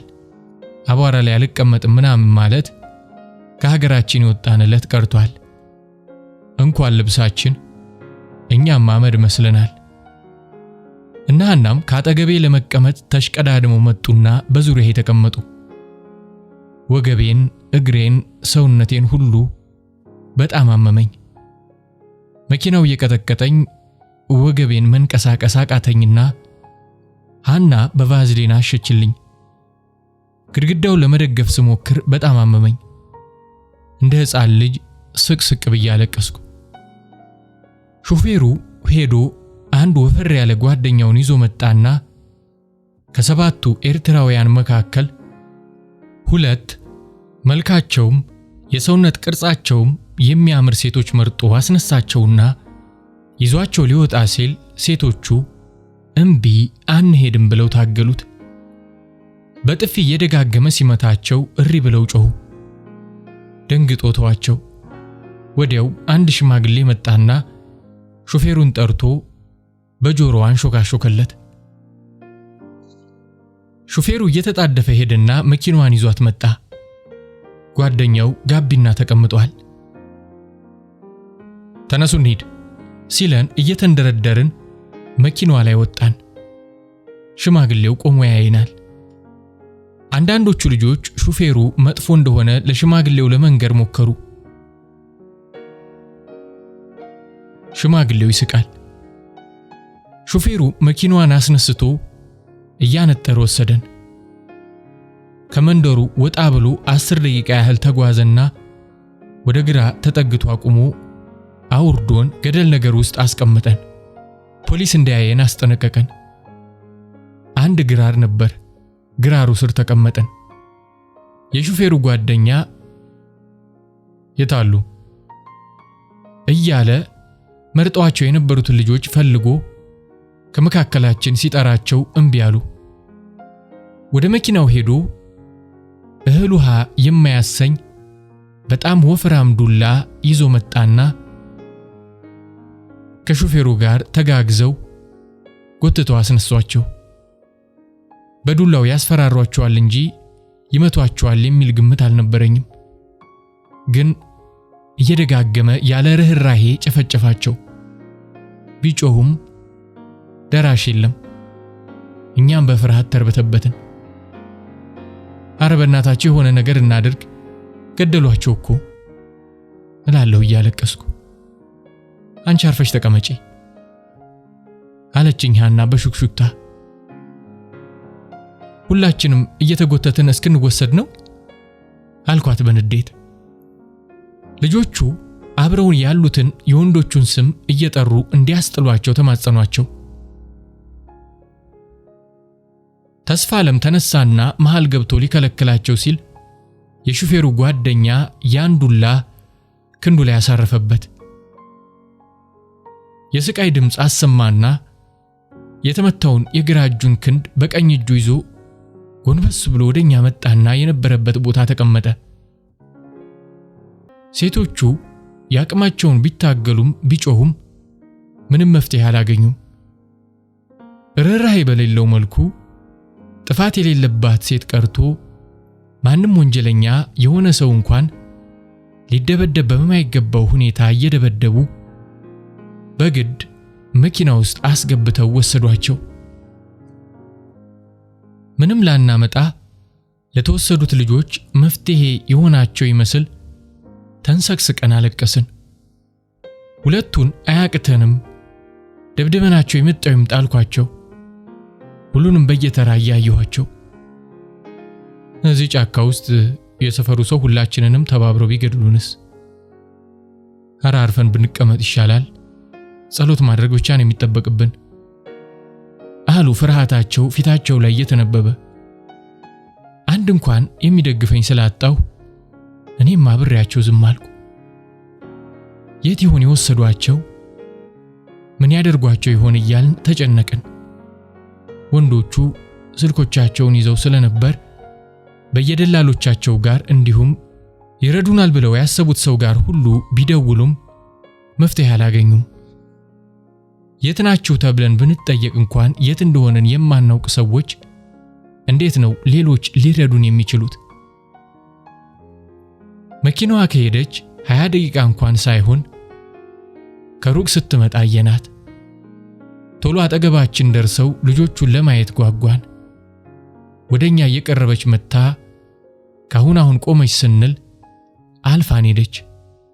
ምንም ማየት አልቻልንም። ወዲያው ደግሞ ከየት መጣ ሳንለው ሹፌሩ መኪናዋን እያከነፈ መጥቶ ፊታችን ተገተረ። ልጆቹ መኪናዋ ውስጥ የሉም። ደነገጥን። ኖጡ አለን። እያንዳንድሽ ምን ታመጫለሽ በሚል የንቀት አስተያየት እያየን እንደ ልማዳችን እየተንጋጋን መኪናዋ ላይ ወጣን። እያንቀለቀለ ወስዶ እዛው የነበርንበት የአመድ ቤት ውስጥ አጎረን። ልጆቹ አንገቶቻቸውን ጉልበታቸው ውስጥ ቀብረው እያለቀሱ አገኘናቸው። ግር ብለን ወደ እነሱ ሄድን። ወንዶቹ በቋንቋቸው ምን እንዳደረጓቸው ሲጠይቋቸው እንደደፈሯቸው ተናገሩ። ልቤ እየከዳችኝ ሄደች። እንደ ማዞር አደረገኝና ሲያንገዳግነኝ ሐናን እንቅ አድርጌ ያስኳት። እንደምንም ጠንከር አልኩና ሐናን እንደተደገፍኩ ከቦርሳዬ ቫዝሊን አውጥቼ የተደበደቡትን ሰውነታቸውን አሸንላቸው። የተደበደበ ፊታቸው በልዟል። እጆቻቸው አብጠው መንቀሳቀስ አቅቷቸዋል። አይዟችሁ ብለን አባበል አሻሸናቸው። በየቦታችን ተቀመጥን። ሌላ ምንም ማድረግ አንችልማ። ልጆቹ ከማፈራቸውና ቅስማቸው ከመሰበሩ የተነሳ ቀና ብለው ሊያዩን አልደፈሩም። አንገቶቻቸውን ጉልበቶቻቸው ውስጥ በመቅበር እንደ እብድ ይለፈልፋሉ። ልጆቹ ወይኔ እናቴ ጉዴን አላየሽ? ምን ነው ሞቴን ባደረገው? አሁን የኔ መኖር ትርጉሙ ምንድነው? ገላዬንም ህሊናዬንም አቆሸሹት። ምን አለበት ይሄን ሁሉ ሳላይ ሞቼ ቢሆን ኖሮ? ፈጣሪዬን ምን ይሆን ያስቀየምኩት? እያሉ መሬት እየቧጠጡ ሁለቱም እየተቀባበሉ ምሬታቸውን ሲያሰሙ በጣም ተጨነኩ። ጩሂ ያለኝ ሁለት ጆሮቼን በሁለት እጆቼ ምንም ድምፅ እንዳይሰማኝ አድርጌ አጥብቄ ያዝኳቸውና አይኖቼን ጨፍኜ እዛ አመድ የሆነ መሬት ላይ እንደተቀመጥኩ ወደ ኋላዬ ግድግዳውን ተደገፍኩት። ሾፌሩ መቆም እስኪያቅተው እየተንገዳገደ በየደቂቃው እየመጣ ያየናል። አሁንም እየጠጣ እንደሆነ እርግጠኛ ነኝ። አፉ እንኳን መናገር አቅቶታል። ቆሞ ወደኛ እያየ ምራቁን ያዝረበርባል። እኔ እሱ በመጣ ቁጥር ተሳቅቄያለሁ። ካሁን ወጥቶ ወሰደኝ እያልኩ ነፍሴ ከስጋዬ ተላቀቀች። እዛ አመድ ላይ እግሮችን ዘርግቼ እንደተቀመጥኩ ነበር። የግራ እግሬን ለማጠፍ ፈለግኩና ሳብ ላደርገው ስሞክር እምቢ አለኝ። ደግሜ ሞከርኩት፣ እምቢ አለኝ። ልቤ ያለ ቅጥ መምታት ጀመረች። የቀኝ እግሬን ሞከርኩት። ወይኔ ጉዴ አልኩና እምባዬ ዱብ ዱብ እያለ ሲወርድ ምን ሆንሽ አለችኝ ሐና። እግሬ አልኳት እግሮቼን እያየሁ። አመመሽ አለችና ልታሽልኝ ሞከረች። ጡንቻዎቼ ተወጣጥረው እግሮቼ አልንቀሳቀሳሉ። ድምፅ አውጥቼ እየተንሰቀሰቅኩ ሳለቅስ ልጆቹ ሁሉ ደንግጠው ወደ እኔ መጡ። ግራና ቀኝ ክንዶቼን ይዘው አቆሙኝና ጡንቻዎቼ እንዲፍታቱ ይዘውልኝ እዛው ዞር አልኩና መልሰው አስቀመጡኝ። በጣም ፈራሁ። እግሬ እኮ ከታመመ አለቀልኝ። እዛው የጅብራት ሆኜ መቅረቴ ነው። ተንሰቀሰቅኩ። ሁሉም ፈሩ። ኧረ በእናትሽ ምን ሆነሻል? ጠንከር በይ እንጂ እኛን ስታበረታቺ ቆይተሽ በመጨረሻው ሰዓት እንደዚህ ትሆኛለሽ እንዴ? አይዞሽ እያሉ አሻሹኝ፣ ሳሙኝ፣ አብረውኝም አለቀሱ። ከበውኝ እያሻሹኝ ሳለ ሹፌሩ መጣ። እሱንም ማሳየው ጭራሽ አመመኝ፣ አቅለሸለሸኝ። የግራ እጄን ደረቴ ላይ ያደረግኩና ቁርጥ የሚል ትንፋሽ እየተነፈስኩ ተዝለፈለፍኩ። ወይኔ ልጅቷ ሞተች ስትል ሐና በሰመመን ውስጥ ሆኜ እሰማታለሁ። ቦርሳቸውን አስደግፈው ግንባሬ ላይ በጨርቅ ውሃ አደረጉልኝ። አይኖቼ ተስለመለሙ። የምሞት መሰለኝ። በቃ መሞቴ ነው አልኳቸው። ያለ ምግብና ያለ ውሃ ብዙ መቆየት እችላለሁ። አይምሮዬ ተጨናንቆ ግን ለደቂቃ መቆየት አልችልም። እስካሁን መቆየት ይገርሞኛል። ካሁን በኋላ ግን የምችል አይመስለኝም አልኳቸው። ድምጼ በለቅሶ ምክንያት እየተቆራረጠ። ኧረ በእናትሽ ምንም አትሆኝም፣ ድካም ነው። የደከመው ሁሉ ይሞታል አሉሽ እንዴ? አሁን ትረጋጊያለሽ። እኛ እኮ የጠነከርነው አንቺን አይተን ነበር። ለምን ተስፋ ታስቆርጭናለሽ? አቦ ነቃ በይ እያሉ ሊያበረታቱኝ ሞከሩ። እርቧትም ይሆናል። ሰኞ እዛ ሰውዬ ቤት ዳቦ በምስር ወጥ የበላች እኮ ናት። እኛ ቆሎም ብስኩትም ስናገኝ እየተካፈልን ስንበላ፣ እሷ ግን ውሃ ብቻ ነበር የምትቀምሰው። አሁን ውሃውም ሆነ የሚበላ ምንም ነገር የለም። ምን ይሻላል አለች ሎሚ ሁሉንም በየተራ እያየቻቸው። ሙቀቱ፣ ጭንቀቱ፣ ረሃቡና ድካሙ ተደራርቦ አዙረው ሊደፉኝ ደርሰው ከነበረበት ሁኔታ ጓደኞቼ ባደረጉልኝ እርዳታና እንክብካቤ ነፍሴን ዘርቼ በበሩ ትይዩ ግድግዳ ተደግፌ እንደተቀመጥኩ ሁለት ሕፃናት ወንዶች ልጆች ሲያልፉ አየሁና ሎሚን እስኪ ጥሪያቸው ውሃ ካመጡልኝ እንለምናቸው አልኳት በደከመ ድምፅ። በር ላይ ቆማ በምልክት ጠራቻቸውና ለምነን ውሃ እንዲያመጡልን አደረግን። ልጆቹ በሃይላንድ ግማሽ ጭቃ የመሰለ ውሃ ይዘውልን መጡ። እንደዛ አይነት ቆሻሻ ውሃ ያየሁት ልጅ ሆኜ እቃቃ ለመጫወት ከቦይ ውስጥ በምቀዳበት ጊዜ ነበር። ፊቴን አጨፍግጌ አንገቴ ላይ ባለው የመነቸከ ስካርፍ የሃይላንዱን አፍ ሸፈንኩና እያጠለልኩ ቀመስ አድርጌ ለሁሉም እንዲቃመሱ ሰጠኋቸው። ሁሉም እንደኔው በየሻርፓቸው እያጠለሉ ተቃመሱ። ልጆቹን በአረብኛ ለማናገር ሞክረን አረብኛችን ምንም አይመሳሰልም።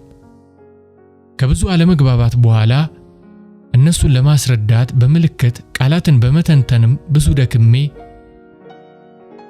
ሁልጊዜም አንደኛው ልጆች እንደሚመጡ ቀኑ መሸት ሲልም እንደሚወሰዱ እኛንም ሲመሽ እንደሚወስዱን ማወቅ ስንችል መንገዳችንን የመቀጠል ተስፋ አለን ማለት ነው ብዬ ተደሰትኩ።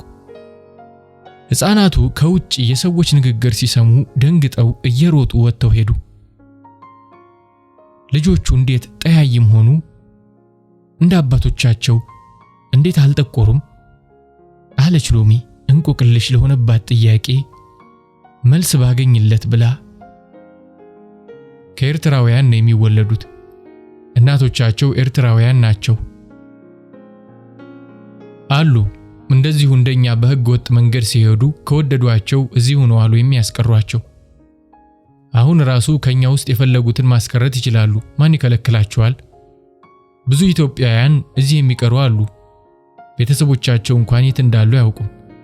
እዚህ በረሃ ላይ የቀረሰው እንዴት አድርጎ ነው ከሰው መገናኘት የሚችለው? አለች አንዷ ከመካከላችን። የሚያወሩትን ነገር መስማት ስላስፈራኝ ወሬ እንዲቀይሩ አደረኳቸው። አንዳንድ እየተባለ ብዙ ሲወራ በምሰማው ነገር እንዳላብድ ፈራሁ። የሚመጣው ነገር ሲመጣ ይምጣ እንጂ መሳከክ አልፈልግም። በጭንቀት ሞቴን አላፋጥንም አልኩ በልቤ። ሙቀቱ ሊያስቀምጠን አልቻለም። ሹፌሩ መጥቶ እዛው ካለንበት ጎጆ አጠገብ ሌላ ጎጆ ቤት ውስጥ አስገባን። መሬቱ አመድ ነው። እዛው አመዱ ላይ ተቀምጠን ፊቴ ላይ የሚንቆረቆረውን ላቤን በስካርፌ ደጋግሜ ጠርጋለሁ። ሌሎች 17 ኤርትራውያን ሴቶችና ወንዶች መጥተው ከኛ ጋር ተደባለቁ። ብዙዎቹ እድሜያቸው 14 እና 15 ዓመት የሆኑ ወንዶች ልጆች ናቸው። ሲታዩ በጣም ያሳዝናሉ። ፊታቸው አመድ ይመስላል።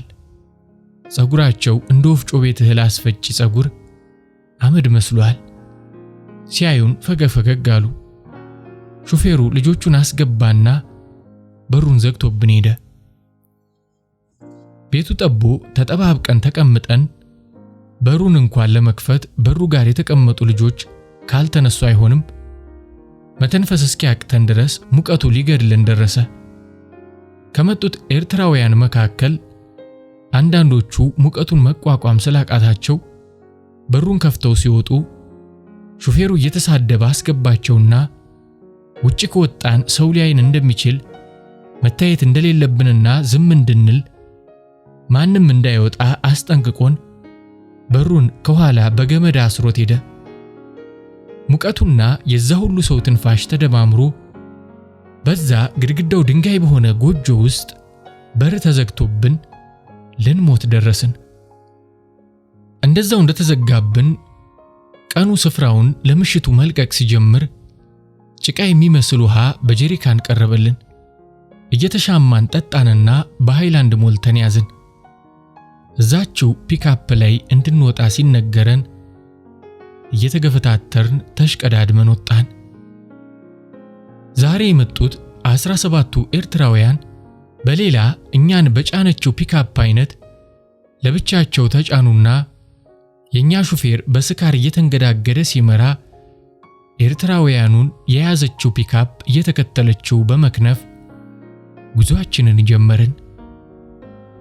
የግራ እግሬን ዘርግቼ ስለነበር የተቀመጥኩት እግሬ ላይ ተቀመጡብኝና ክፉኛ አመመኝ። የመኪናው ብረት ወገቤ የሚያርፍበት ቦታ ላይ እንደተለመደው እየቀጠቀጠኝ ነው። ትከሻዬ ላይ ሰው ተቀምጧል። ነፍሴ ልትወጣ ደረሰች። ብዬ ከብዙ ለቅሶና ከብዙ መከራ በኋላ እግሬን መሰብሰብ ብችልም ጉልበቶቼና ደረቴ ተጣብቀው መተንፈስ አቃተኝ። ሰው በሰው ላይ ስለተደራረበ ከስር ያለነው በጣም ተጎዳን። ሁላችንም እንጮሃለን፣ እናለቅሳለን። ንፋሱ ከመኪናው መክነፍ ጋር ይጮሃል።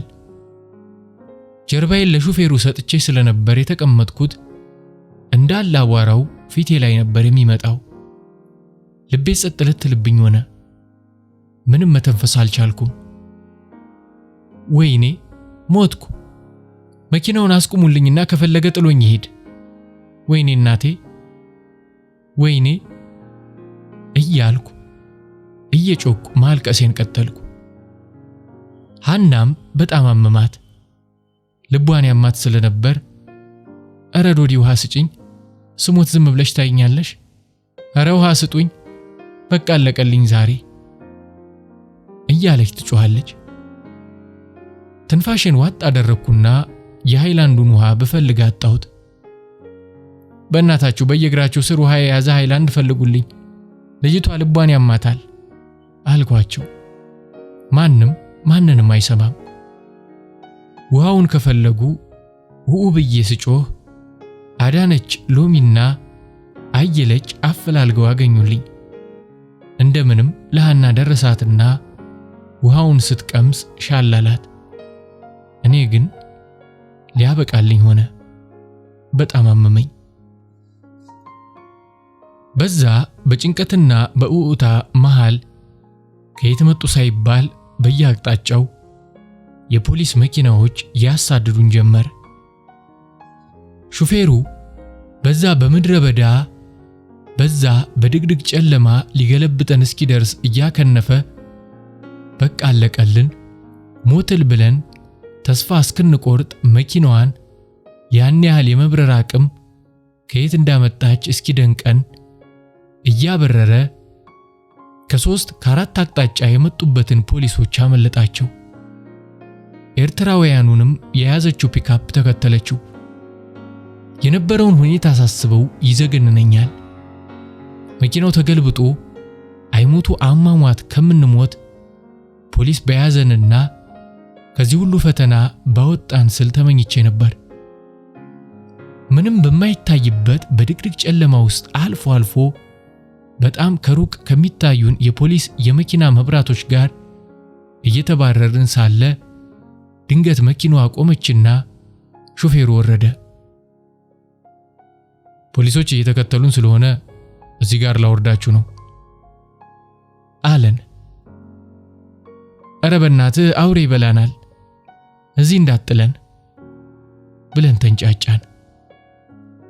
እና እኔ እስር ቤት ገብቼ ልበስብስላችሁ ብሎ እየጮኸ ወደኛ ሲመጣ ድምፄን ዋጥ አድርጌ ተደበቅኩ። አቅበጠበጠው። አንድ ሴት መጣ አጠገቤ ካልተቀመጠች አልነዳም ብሎ አሻፈረኝ አለ። ወይኔ ጉዳችን አልኩ በሹክሹክታ። ፍርሃቱ ሊገድለኝ ደረሰ። ሹፌሩም ሴት ከጎኔ ካልተቀመጠች አልነዳም ብሎ ሲንጎራደድ ከሩቅ የመኪና መብራት አየና ሮጦ መኪናው ውስጥ ገብቶ እያነጠረን ተፈተለከ። አመለጥን ስንል ሲከተሉን፣ ስናመልጥ ሲደርሱብን፣ መኪናው ሊገለብጠን እየደረሰ ስንጮህ በሰቆቃ አለቅን። ከብዙ መሳደብና ከብዙ ጭንቀት በኋላ የሆነች መንደር ደረስን። ሁለቱም መኪናዎች ቆሙና ከተስፋ ዓለም በቀር ሁሉንም ኤርትራውያኖች አንድ ጎጆ ውስጥ እኛን 15ታችንን የፈቃዱን ልጆች ለብቻ ሌላ ጎጆ ውስጥ አስገብተው አጎሩን። ቤቱ መብራት እንኳን የለውም። ገባሁና ጥጌን ይዤ መሬት ላይ ዝፍርቅ አልኩ። አቧራ ነው ቆሻሻ ነው ማለት ከተውኩ ቀናቶች አልፈውኛል። ዝም ብሎ መንደባለሉ ሆኗል ስራዬ። ልብሴም ጭቃ መስሏል። የውስጥ ሱሪዬን እንኳን ሳልቀይር 3 ቀን ሆነኝ። እንደ ነገሩ ከድንጋይ የተሰራውንና ተበሳስቶ የውጭውን ብርሃን ወደ ውስጥ የሚያስገባውን ግድግዳ ተደገፍኩ። ቂጤ እንደ ቁስል ያመኛል። መኪናው የቀጠቀጠኝ ወገቤ፣ እግሬ፣ መላ ሰውነቴ ታሟል። ነካ ሲያደርጉኝ ብዬ ጮኻለሁ። ሁሉም ኩርምት እያሉ መሬት ላይ ተኙ። እኛ ቤት ውስጥ ያለነው ተመቻችተን መተኛ ሳይኖረን ሌሎች ብዙ ልጆች መጡ። የተኙትን እየቀሰቀሱ አጠጋጓቸውና ለመጡት ልጆች መተኛ ባይሆንም ቂጣቸው እንዲያርፍ አደረጓቸውና ኩርምት እያሉ ጉልበቶቻቸውን አቅፈው ግንባሮቻቸውን ጉልበቶቻቸው ላይ እንደደፉ ተኙ። እንዲሁ ሳቃስት ከጎኔ የተኙት ሲንቀሳቀሱ እየነኩኝ በህመም ስሰቃይ በዓይኔ እንቅልፍ የሚባል ሳይዞር ያለቅጥ ረዝሞብኝ የነበረው ሌሊት ነጋ። ቀን 2 4ኛው ወር 2007 ዓመተ ምህረት ሐሙስ። ተኝተው ያደሩትን ልጆች ቀሰቀስኩና የተቀመጡት እንዲተኙ አደረግኩ። በሩን ቀስ ብለው እንዲከፍቱት ነገርኳቸውና በትንሹ ከፍተን የታፈነው ትንፋሻችን እንዲወጣ አደረግን። መንቀሳቀስ ቢያቅተኝም እዛው ግድግዳውን እንደተደገፍኩ ይሄን አድርጉ ስላቸው እግዚአብሔር ያክብራቸው ሁሉም ይታዘዙኝ ነበር። እንደ ልምድም ሆኖባቸው የሆነ ነገር ማድረግ እንኳን ሲፈልጉ እንደ አለቃ ቀድመው እኔን ይጠይቁኝ ነበር። የዛሬው ቀን ደግሞ ምን ይዞ እንደሚመጣ ለማየት ጓጉቻለሁ። ፈጣሪም ስቃያችንን በቃችሁ ብሎ መድረስ ያለብን ቦታ በሰላም እንዲያደርሰን አይኖቹን ጨፍኜ ጸሎት አደረስኩ። ድንገት በሩ ተበረገደና ካርቶን የተሸከመ ልጅ ገባ። ብስኩትና ጭማቂ ነበር የያዘው። እሰይ በስተመጨረሻ የምንቀምሰው ነገር ሊሰጡን ነው ብለን ነቃነቃል። ከጎናችን የተኙትንም ጎሽም አድርገን ቀሰቀስናቸው። ከኢትዮጵያ ከወጣን 5 ቀናችን ሲሆን ምግብ ደግሞ ከበላን 3 ቀናችን ነበር። ልጆቹን ሁሉ ሳያቸው አንጀት ርቋቸዋል፣ ጠውልገዋል። እነሱን ሳይ እኔም ምን ልመስል እንደምችል መገመት አላቃተኝም። ከምግብና ከውሃ ይልቅ ጭንቀት ምን ያህል እንደሚያከሳና እንደሚያገረጣኝ ያውቅ ነበር። ልጁ ካርቶኑን መሬት ላይ ቁጭ ያደረገና ብር ያለው መግዛት ይችላል ሲል ኩምሽሽ አለን። ሃና ስንት ነው የምትለው ስትለው 5 ብር አላት በአማርኛ። አንድ ጭማቂና አንድ የታሸገ ብስኩት ወሰደችና 50 ብር ሰጥታው መልስ ስጠኝ ስትለው ከእጇ ላይ ምንጭቅ አድርጎ መልስ የለም አላት። ሃና ለብስጭት ትንሽ ነገር ነው የሚበቃት። አልፈልግም መልስልኝ ስትለው አንዴ ወስደሻል አይመለስም አላትና ማንም ሊገዛው ስላልቻለ ካርቶኑን ይዞ ወጣ። ሃና ብስኩቱንም ጭማቂውንም አልበላም ብላ በንዴት ወረወረችው። መልሳ ደግሞ አነሳችውና ቦርሷ ውስጥ ከተተችው። ሁላችንም ተናደድን። የ12 ብር ጭማቂና የ4 ብር ብስኩት በ50 ብር ሸጦላት ሄደ። ምንም ማድረግ ስለማንችል ዝም አለን። ሁሉም እየወጡ ውጪውን ዞር ብለው እያዩ መጡ። ውጭናይ ብለው ቢለምኑኝም መውጣት አልፈልግም ብዬ እዛው ተቀመጥኩ። ሙቀቱ በጣም ስላየለ በሩን ሰፋ አድርገን በድንጋይ ያስደገፍነው። ወፍራም ቆንጅዬ ጸጉሯን በሻርፕ የጠመጠመች ሙስሊም ልጅ መጣችና አንደኛው እግሯን ሰብስባ መሬት ላይ ቁጭ አለች። ሰላም አለችን። በጣም ተግባቢና ተጫዋች ናት። ቀደም ሲል የምንተዋወቅ ያህል ዘና ብላ ታወራን ጀመር። አንዳንድ እያለች ብዙ ነገሮች አጫወተችን።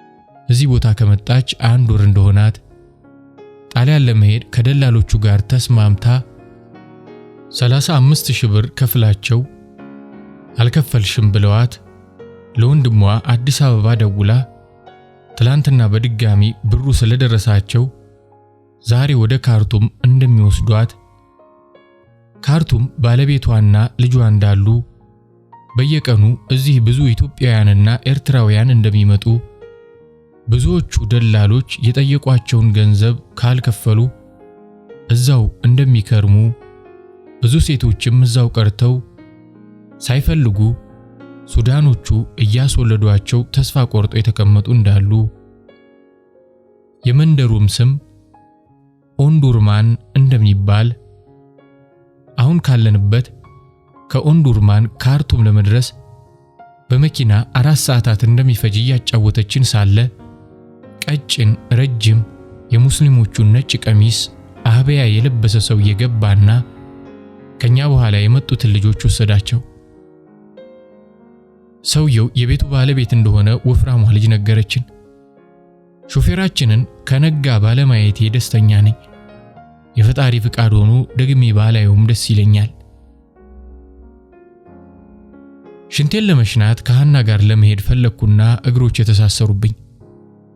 በግድ እየጎተትኳቸው ተነስቼ ወጣን። ውጩ ይለበልባል። ፀሐዩ አይን አያስገልጥም። እኛ ካደርንበት ጎጆ ቤት አጠገብ ሌሎች የተወሰኑ ጎጆዎች ሲኖሩ ከፊት ለፊት ራቅ ብሎ እንደ ነገሩ የተሰሩ የድንጋይ ቤቶች አሉ። ሽንት ቤቱ እዛ ነው ስላሉን ወደዛው አመራን። በግራ በኩል ራቅ ብሎ ትልቅ በግንብ የታጠረ የተንጣለለ ግቢ ይታያል። ሽንት ቤቱ ጋር ያሉት ቤቶች ላይ ከወዲያ ወዲህ ገመድ ተጠላልፎ ታስሮ ልብስ ተሰጥቷል። ሰፈሩ በቴሌቪዥን እንደማየው ስደተኞች የሚኖሩበት ቦታ ይመስላል። ኮተት በኮተት ሆኖ በጣም ያስጠላል። ሽንት ቤቱ ጋር ሳንደርስ በሩቁ ሰዎች ቆመው ወረፋ ሲጠብቁ አየሁ። ኤርትራውያንም ኢትዮጵያውያንም ወንዶችም ሴቶችም ወዲያ ወዲህ ውር ውር ይላሉ። ሁኔታው ስላስጠላኝ ሃናን እንመለስ አልኳትና ሳንሸና ተመለስን። ውሃ እንዴት ማግኘት እንደምንችል እያወራን ቤት ውስጥ ስንገባ ሌሎች 3 አዲስ ሴቶች ልጆች መጥተዋል። ሰላም አልናቸውና እዛው አመድ ላይ ተረፈቅን። ሎሚና አየለች ሃይላንድ ይዘው ውሃ ሊለምኑ ሄደው ከብዙ ቆይታ በኋላ ግማሽ ሃይላንድ ጭቃ የመሰለ ውሃ ይዘው መጡ። ለራሳቸው ከመቅመሳቸው በፊት ሲሰጡኝ በስካርፔ እያጠለልኩ ቀመስኩና ለሌሎችም ምላሳቸውን እንዲያረጥቡ ሰጠኋቸው። ግማሾቻችን እንኳን ሳንቃመስ ውሃው አለቀ። እንደገና ሌሎች 2 ልጆች ሄደው ለምነው መጡና ሁሉም ሰው ተቃመሰ። ሙቀቱ ሊገድለን ደረሰ። የዛ ሁሉ ሰው ትንፋሽ፣ ያልታጠበ ሰውነት፣ ያልታጠበ ካልሲ፣ ሌላም ጠረኖች ተደራርበው ቋቅ ሊለይ ደረሰ። መቼ ይሆን ከዚህ ቦታ የምንሄደው? አምላኬ በቃችሁ በለን አልኩ ድምጼን ከፍ አድርጌ። አይዞሽ መሸት ሲል ወደ ካርቱም እንሄዳለን፣ እዛ ቢያንስ ንጹህ አለ፣ ታገሺ አለችኝ ወፍራሟ ልጅ። ዛሬ ወስዱናል ብለሽ ታስቢያለሽ አልኳት፣ እዚሁ እንዳያቆዩን እየፈራሁ። ለኛ ብለው ሳይሆን ለራሳቸው ብለው ነው። በየቀኑ አዳዲስ ሰው ስለሚመጣ ቦታ መልቀቅ አለብን ስትለኝ እስኪ እንዳፈሽ አድርግልን አልኳት። ያለችው ነገር እውነት እንዲሆን እየተመኘው አመሻሽ ላይ 11 ሰዓት አካባቢ የቤቱ ባለቤት መጣና ማታ 1 ሰዓት ላይ ጉዞ እንደምንጀምር ነግሮን ሲሄድ ዕቃችንን አስተካከል። ለሎሚ ሰጥቻት የነበረውን ጫማዬን ስጠይቃት እንደጠፋባት ነገረችኝ። ምንም አማራጭ ስላልነበረኝ ሌላ የምቀይረው ጫማ ስለሌለኝ ንጹህ ካልሲ ቀይሬ ለበስኩና ለጉዞ የተዘጋጀሁ። 1 ሰዓት ከመሆኑ በፊት ከኋላችን የመጡትን ሶስቱን ሴቶች አስቀርተው እኛ 15ታችንንና ወፍራሟ ልጅ በዛችው በትንሿ ፒካፕ መኪና ተጭነን የተወሰነ መንገድ ከሄድን በኋላ አውርደውን የሆነ ጫካ ውስጥ እንድንደበቅ አደረጉን። ጫካ ውስጥ በምንገባበት ጊዜ እግሬ ውስጥ ጥቃቅን እሾሆች ተሰገሰጉብኝ። እንደምንም ተቋቁሜ ወደ ኋላ እንዳልቀር ጥርሴን ነክሼ ከልጆቹ እኩል ሮጥኩ። ቀድሞውን ተወስደው የነበሩት ልጆችና ሌሎቹም ኤርትራውያን መጡ። በአጠቃላይ ወደ 50 ሰው እንሆናለን። ማንን እንደምንደበቅ ባናውቅም ጫካ ውስጥ ተደበቅን። ሰማዩ ብዙም አልጨለመም። አንዳንዶቹ ልጆች ጫካ ውስጥ አልፎ አልፎ ከሚታየው የቀጋ ፍሬ ላይ እየለቀሙ ይበላሉ። እኛ በየዛፉ ስር ተቀመጥን። ካልሴናው ልቄ የወጋኝን ሾህ ለማውጣት በሞክርም በጣም ጥቃቅንና የማይታዩ ስለሆኑና ለማውጣት ስላልቻልኩ መልሼ ካልሴን አደረኩት። ከግማሽ ሰዓት በኋላ ላይን ያዝ ሲያደርግ ትልቅ አይሱዙ የጭነት መኪና መጣ። ሁላችንም እየተሽቀዳደምን ወጣን። ከኋላ ዘግተውብን ጉዞ ጀመርን። መኪናው ዙሪያውን እንደ ኮንቴነር በብረት በረጅሙ ተዘግቷል። ቆመን እንኳን ወደ ውጭ ማየት አንችልም። ጣሪያው ክፍት ባይሆን ታፍነን መሞታችን ነበር። ጌጣችንን ቢቆረቁረንም መኪናው እንደ ጉድ እየከነፈ እርስ በርስ ቢያጋጨንም ቢያንስ ተደራርበን አልተቀመጥንም። መኪናው ሰፊ ስለነበር እግራችንን ዘርግተን መቀመጥ ችለናል። ሰማዩ ሙሉ በሙሉ ጠቆረ። መኪናው ድንገት ቆመና ሾፌሩ ወርዶ ከኋላ የተዘጋብንን በር ሲከፍተው አሾልኬ ሳይ የበፊቱ ሾፌር መሆኑን አወቅኩ። አንገቴን ከጎኔ በተቀመጡት ልጆች ተደብቄ የሚናገረውን ለመስማት ጆሮዬን አቆምኩ። ሁሉንም ልጆች በአይኑ ካማተረ በኋላ አዳነችን ካልወረድሽ ብሎ መጨቃጨቅ ጀመረ። ልቤ ያለ ቅጥ መታች። አዳነች እያለቀሰች በጣም እንደደከማትና እንዳመማት እየተናገረች ተማጸነችው። በሩን በንዴት ጥርቅም አድርጎ ዘግቶ ወደ ጋቢና ገባና እያከነፈ መንዳቱን ቀጠለ። እንደ ትላንትና ማታው በየአቅጣጫው ፖሊሶች ያሳድዱን ጀመር። ሾፌሩም እንደ ልማዱ በተለየ ፍጥነት እየነዳ እኛም ካሁን ተገለበጥን። ሞትን ብለን በፍርሃት እያለቀስን እየተጫጫህን ፖሊሶቹን ስናመልጥ ሾፌሩ እያቆመ የፈለጋትን ሴት ጎትቶ ለማስወረድ ሲታገል እየጮህን ብዙ መንገድ ተጓዝን። መኪናው ቀዝቀዝ ባለ ቁጥር ባልቆመ እያልኩ ጸልይ ነበር። ምክንያቱም የሚያቆሙት የሚፈልጓትን ሴት ጎትተው ወስደው ጫካ ውስጥ ሊጫወቱባት እንጂ ለምንም ስላልነበር ነው። ተቀምጬ የነበረው የመኪናው መገጣጠሚያ ጥግ ላይ ስለነበር በቀዳዳ ወደ ውጭ ያለው በጣም ከርቀት የአንድ አምፖል መጠን ያላት መብራት ሳይ ከተማ እየደረስን ነው እላችኋለሁ። በግምት ጉዞ ከጀመርን 4 ሰዓታት ያለፈን ይመስለኛል። በቀዳዳ ሾልኬ ሳይ በርከት ያሉ መብራቶች አየሁ። አሁን በትክክል ከተማ ደረስን አልኩ። ፊቴ በደስታ እየፈካ ካሁን በኋላ ምንም አያስፈራንም፣ እግዚአብሔር ይመስገን አልኳቸው ወደ ሰማይ አንጋጥጬ።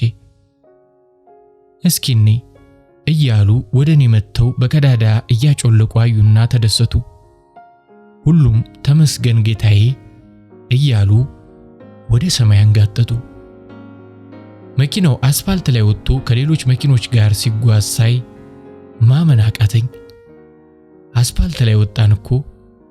ወይኔ ፈጣሪ ምን ይሳነዋል እያልኩ ወደ ጓደኞቼ ዞሬ አጠገቤ ያለችውን ልጅ ጭመቅ አድርጌ ሳቅፋት እንባዬ እየፈሰሰ ነበር። ብዙዎቹ በደስታ አብረውኝ አለቀሱ። ከዛ ከበረሃና ከዛ ከጫካ ወጥተን ከሰው እንቀላቀላለን የሚለው ተስፋችን ሞቶ ነበር። አስፋልት ላይ ትንሽ ከተጓዘ በኋላ መኪናው አስፋልቱን ለቆ በኮረኮንች መንገድ ላይ የቤንዚን ማደያዎችን፣ ሱቆችን፣ ጋራዦችን እያለፈ ሄዶ አንድ ትልቅ ግቢን ተጠግቶ ቆመና ሹፌሩ ወርዶ በሩን ሳይከፍትልን በፊት ሽ እያለ ዝም እንድንል አስጠነቀቀን። በሩን በጠባቡ ከፍቶ አንድ በአንድ እየወረድን እንድንገባ ነገረን። የግቢው በር በሰፊው ተከፈተና በፍጥነት ዱብ ዱብ እያልን ወርደን ግቢው ውስጥ ገባን። ዘውዱ የሚባል ደላላ የቤቱ ባለቤት ቆጥሮ ተረከበንና ወደ ጓሮ ይዞን ገባ። በጓሮ በኩል ካለች አነስተኛ ሰርቪስ ቤት ውስጥ ብዙ ኢትዮጵያውያን ሴት ልጆች ብቅ ብቅ እያሉ አዩንና አፋቸውን ያዙ። የነሱ እዛ መታጎር ሳያንስ የኛ መጨመር ሳያስደነግጣቸው የቀረ አይመስለኝም። ውጪ ሜዳ ላይ የማዳበሪያ ጀባ ተነጥፎ ተዘጋጅቶልን ስለነበር እየተጣደፍን ተቀመጥን። አጠር ወፈር ያለች ጥቁር ልጅ በጣም ቀዝቃዛ ውሃ መጣችልን። እየደጋገምን እስክንጠግብ ጠጣን። ወዲያው ዳቦ በሽሮ ወጥ መጣልን። የሀገራችን ልጆች ነበሩ የሚያስተናግዱን። በአንድ ትልቅ ትሪ ላይ ተሰብስበን ልንበላ ተዘጋጀን። ዳቦውን ቆረስ አደረኩና አፌ ከተትኩት። አልታኝ ካለኝ ውሃ ፉታልኩበት። መዋጥ እስኪያቅተኝ እንባ ተናነቀኝ። ያለምንም ከልካይ እንባዬ ዱብ ዱብ እያለ ወረደ። ስቅስቅ ብዬ አለቀስኩ። ምን እንደሚያስለቅሰኝ ግን አላውቅም። እረ ተመስገን በይ። በአራት ቀናችን ዳቦ ለመብላት ያበቃንን አምላክ ማመስገን ነው ያለብን። እኛ እንደው ተመስገን አናውቅም። እስካሁን እዛ በረሃ ላይ ሆነን ቢሆንስ ኖሮ ሆይ በለቅሶሽን ተይና ብይ ብላ ተቆጣችኛና ዳቦውን እንደነገሩ በውሃ እያማኩ ሌሎቹ ሽሮ ወጥ አስጨምረው እስኪጠግቡ በሉ። 4 ቀን ውሃ ያልነካውን ሰውነቴን መታጠብ ብፈልግም ሽንት ቤት በር ላይ ተደርድረው ወረፋ የሚጠብቁትን ልጆች ሳይ ለነገም እንደማይደርሰኝ አውቄ ሃናን ጀርባዬን በቫዝሊን እንድታሽልኝ አደረኩና ጎኔን ለማሳረፍ ቦታ ያዝኩ። አብራን የመጣችው ወፍራሟ ልጅ ስልክ ይዛ ስለነበር ሱዳን ለምትኖር መቅዲ ለምትባል የልጅነት ጓደኛዬ ምልክት እንድታደርግልኝ ለምንኳትና ምልክት እንዳደረገችልኝ መቅዲ ስትደውልልኝ መንገድ ስጀምር ነግሬያት ስለነበር ሱዳን መግባቴን እንድታውቅና ቤሩት ለምትገኘው እህቴም እንዳታስብ በቫይበር ወይም በፌስቡክ መልእክት እንድትነግርልኝ ነገርኳት። ፈጣሪና መስግኜ ወገቤን አሳረፍኩ። ሌሊቱን ሙሉ መገላበጥ እያቃተኝ የተቀጠቀጠ ሰውነቴን ጓደኞቼ ሲገላበጡ በነኩኝ ቁጥር ስጮህ እንደተሰቃየሁ አደርኩ። ቀን 3 4ኛ ወር 2007 ዓመተ ምህረት አርብ ጠዋት ማንም ሳይነሳ ሃናን ቀሰቀስኳትና ሰውነቴን ጠቅላላ ስላመመኝ ገላዬን እንድታጠብ እንድትረዳኝ ለመንኳት። አብራኝ ሆና ከራስ ፀጉሬ እስከ እግር ጥፍሬ ረጅም ጊዜ ወስጄ ገላዬን ታጠብኩ። የውስጥ ሱሪን ሳይቀየሩ 4 ቀን መቆየት ማለት መግማማት ማለት ነው። በተለይ ለሴት ልጅ አዲስ ሰው ይሁንከ ያህል ነበር የተሰማኝ። ውሃ ባይኖር ኖሮ ምን ይኮን እንደነበር ሳስበው ቀፈፈኝ። ሃናም ተጣጠበችና እነሎሚን ቀሰቀስናቸው። ተጣጥበው እንደጨረሱ ለልብሳችን ማጠቢያ ሳሙና ከየት ማግኘት እንደምንችል ማታ ስታስተዳድረን የነበረችውን ልጅ ስጠይቃት ከሰርቪስ ቤት ፊት ለፊት ያለውን ትልቅ ቤት አሳየችን። ይሄ የደላላው የዘውዱ ቤት ነው። ሚስቱ መንታ ወልዳ ተኝታለች። የቤቱን ኃላፊነት የወሰደችው የሚስቱ እህት ስለሆነች ገነት ነገረችኝ ሳትሉ ለልብሳችን ሳሙና ስጪ በሏት አለችን።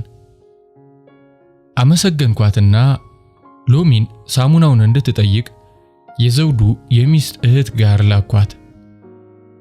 ቆይ ሰጣችኋል ብላ አመናጭቃ መለሰቻት። እንደገና ሃናን ስልካት ከብዙ ደጅ ጥናትና ከብዙ ልመና በኋላ የውሻ ምላስ የምታክል ሳሙና ይዛ መጣች። እኔ ለመቆምም ለመቀመጥም ሰው እየደገፈኝ ሆነ። ሎሚ ውሃ ስታመላልስላት ሃና ሳሙና ስለማይበቃ የተወሰኑ ልብሶቼን አጣጠቡልኝና የቀረውን ነገ እናጥባለን ተባብለን ቁርስ ለመብላት ሰርቪሷ ቤት ስንገባ በጣም ብዙ ልጆች አሉ። ቤቱ ሙሉ ነው። ዙሪያውን ፍራሽ የተነጠፈ ሲሆን ሁሉም ልጆች ተፋፍገው ተቀምጠዋል። ቁርሳችንን እስክንበላ የፍራሹ ጫፍ ላይ ተቀመጥን። ሻይና ዳቦ መጥቶልን እየበላን ጣራና ግድግዳውን ስንቃኝ ግድግዳ ላይ ተዋናየሁ። ፍንጥር ብዬ ብርጭቆዬን ይዤ ወጥቼ እየየ ያልኩ ልብሴን ሳራግፍ ሃና መጣች። እንቺ በእናትሽ ተቀበይኝ ብይ። የያዝኩትን ብርጭቆና ቁራሽ ዳቦ ሰጠኋትና ልብሴን እያራገፍኩ ማታ ተኝተንበት የነበረው ጀባ ላይ ሄጄ ተቀመጥኩ። ሻዩንም ሳልጠጣ ዳቦውንም ሳልበላው ተመለሰ። እነ ሎሚ ሲመጡ ልብሳቸውን እንዲያራግፉ ነገርኳቸው። ገነትን አስጠራዋትና ቤቱ ለምን አይጸዳም? በዚህ በሙቀት ይሄ ሁሉ ሰው ታጉሮበት እንኳን ተዋል ሌላም ነገር ቢመጣ አይገርምም። ሁሉም ይውጡና ፍራሹም ውጪ ይውጣና ይንፈስበት አልኳት። ወዲያው መጥረጊያ እንድታመጣልኝና ልጆቹን እንድታስወጣ አደረኳትና ዕቃዎቹን ሁሉ አነሳስተን እያቃሰትኩ ቤቱን ጠረኩት። እያመመኝ ስለነበር መጥረጊያውን ተቀበሉኝና ተጋግዘው አጽድተው ጨረሱ። ተመልሼ ግን እዛ ቤት መግባት አልፈለኩም። ውጪ ያደርንበት ቦታ ጀባው ላይ መቀመጤን መረጥኩ። ውጪ ተቀምጬ እንዴት ወደ ኢትዮጵያና ቤሩት እህቴ ጋር እንደምደውል ማሰላሰል ጀመርኩ። በጣም ጭንቀት ላይ እንደሚሆኑ አውቃለሁ። 4 ቀን ድምጼን አልሰሙም። ደላላው ዘውዱ በመጣና ስልክ አስደውለኝ ብዬ በጠየቅኩት እያልኩ ሳወጣ ሳወርድ እና ሃና መተው አጠገቤ ጀባው ላይ ተኮልኩለው ስናወራ ስንዘምር ስንንጫጫ የምሳ ሰዓት ደረሰ። ያንን የሱዳን ዳቦ በሽሮ ወጥ ምሳ ከበላም በኋላ እና ሽራቃ ቡና እናፍላ ብለው እኔ የተቀመጥኩበት ጀባ አጠገብ ስኒ ተቀራርቦ የኢትዮጵያ ቡና በከሰል ተፈልቶ ጠጣን። መቼም ዘውዱ መጥቶ ስልክ ባስደወለኝ የማይል የለም። ሁላችንም በጉጉት ብንጠብቀውም ብቅ ሳይል ውሎ ማታ 2 ሰዓት ካለፈ 3 አዳዲስ ፍራሾች ይዞ መጣና ሳናየው ተመልሶ ሄደ። 4 ሰዓት ካለፈ በኋላ 3 ሴቶች ይዞ መጣ። አዲሱ ፍራሽ ተነጠፈላቸውና ቁጭ ቁጭ አሉ። አሁኑኑ ፍቃዱ ጋር ደውልልኝ አለች አንደኛዋ እሳት ጎርሳ እሳት ለብሳ። ፍቃዱ ማለት መተማ ያለው የኛ ደላላ ነው። ተረጋጊ አላት ዘውዱ ስልኩን እየጎረጎረ። ምንድነው የምረጋጋው? እኛ የማንም መጫወቻ ነን? የእግራችን ጫማ ሳይቀር ተወስዶ በረሃ ለበረሃ ባዶ እግራችንን የውስጥ ሱሪያችን ሳይቀር ተፈትሾ ወርቃችንን ልብሳችንን ሳይቀር ተቀምተን ባለፈው ከዚህ ተይዘን ተመለስን። አሁንም ዕቃችሁን በሌላ መኪና እልክላችኋለሁ። እናንተ የምትሄዱት በባለስልጣን መኪና ነው። በአንድ ቀን ካርቱም ትደርሳላችሁ። ዕቃችሁም ከናንተ ቀድሞ ይደርስላችኋል ብሎ ቅያሬ የውስጥ ሱሪ እንኳን ሳንይዝ ላከን። እንስሳ እንኳን ክብር አለው። አሁን ደውለህ ብቻ አገናኘኝ አለች ሲቃ እየተናነቃት። ሶስቱም ተነስተው እየተንጎራደዱ ዘውዱን እየተከተሉ በግድ ለፍቃዱ አስደወሉት። ይኸውልህ ትሰማኛለህ? ማህሌት ኢየሩስና ሰላም ነን። እንደተጫወትክብን እንጫወትብሃለን። እሺ አሁን ግን ዕቃችንን በፍጥነት ላክልን። የውስጥ ሱሪ እንኳን እንዳንይዝ ከልክለህን ችግር ላይ ጣልከን። ዕቃችንን መላክ ካልቻልክ በባንክ ሳንቲም ላክልን። ገንዘባችንን ሁሉ ተቀምተን ምንም ነገር የለንም። አንተ ደደብ! ካልሆነ ለዚህ ነው ለማን ነው ተብየው ንገረውና ወደ ሀገራችን ይመልሰን እሺ እያለች ግቢውን በጩኸት አወከችው። በቃ ብሎ ዘውዱ ስልኩን ተቀበላት። የዛሬው ወር እዚህ ደርሰን በፖሊስ ተይዘን እንደተመለስን ታውቃለህ። አሁንም እንደገና በተመሳሳይ አንገላታችሁን። በአንድ ቀን ከመተማ ሱዳን በመኪና ትገባላችሁ ብሎ ያታልለናል። ከዚህ ብቻ ወጥተን ቤሩት እንድረስ፣ ለሱ ወንድ ካጣንለት ሞተናል እያሉ በየተራ ይዝታሉ። ሰው ያሟል እንዴ? የዛሬው ወር መተው ስቃይ ደርሶባቸው እንዴት ተመልሰው ይመጣሉ? ጥፋተኛው ደላላው ሳይሆን ራሳቸው ናቸው። የፈለገ ብር ከፍለው ደላላው የካዳቸው ቢሆንስ እንዴት ተመልሰው ወደዚህ አስከፊ ጉዞ ይመጣሉ? ደግሞ ወደው በገቡበት ነገር እንደዚህ መውረገርጋቸው ገረመኝ። ሰው አንድ ጊዜ ይሳሳታል። እኔ እንኳን መጥቼ አይቼው ችግር ደርሶብኝ ይቅርና ስለ ጉዞ አስቸጋሪነት ጠለቅ ያለ መረጃ ኖሮ ቢሆን እግሬን ማላነሳም ነበር አልኳት ሐናን። እንደዛ እየተነጫነጩ የቀረበላቸውን ዳቦ በሽሮ ወጥ በሉና እዛው የተቀመጡበት ፍራሽ ላይ እየተሳሳቁ ተኙ። እኛም ስለነሱ እየተንሾካሾክን ተኛን። ቀን 4 4ኛው ወር 2007 ዓመተ ምህረት ቅዳሜ። በጠዋት ማንም ሳይነሳ ተነስቼ ወረፋ ሳይሆንብኝ ገላይን ታጠብኩና ሳሙና ለምነን ሐና ያገዘችኝ ልብሶቼን አጣጠብኩ። አሁን እግዚአብሔር ይመስገን የተቀጠቀጠው ሰውነቴ ተሽሎኛል። ከመደገፍም ድኜ ራሴን ችዬ መንቀሳቀስ ጀምሬያለሁ። ሁሉም ተነስተው ያንኑ ዳቦ በሻይ ቁርሳችንን በላን። ማታ የመጡት 3 ልጆች ስልክ ይዘው ሳይ ምልክት እንዲያደርጉልኝ ለመንኳቸውና ሱዳን ላለችው ጓደኛዬ መቅዲ ምልክት ሳደርግላት ወዲያው ደወለችልኝ። ማታ መልእክት በላኩላት ስልክ ደውላ እንደነበርና ባለ ስልኳ ወፍራሟ ልጅ ወደ ቤቷ እንደሄደች እንደነገረቻት ነገረችኝ።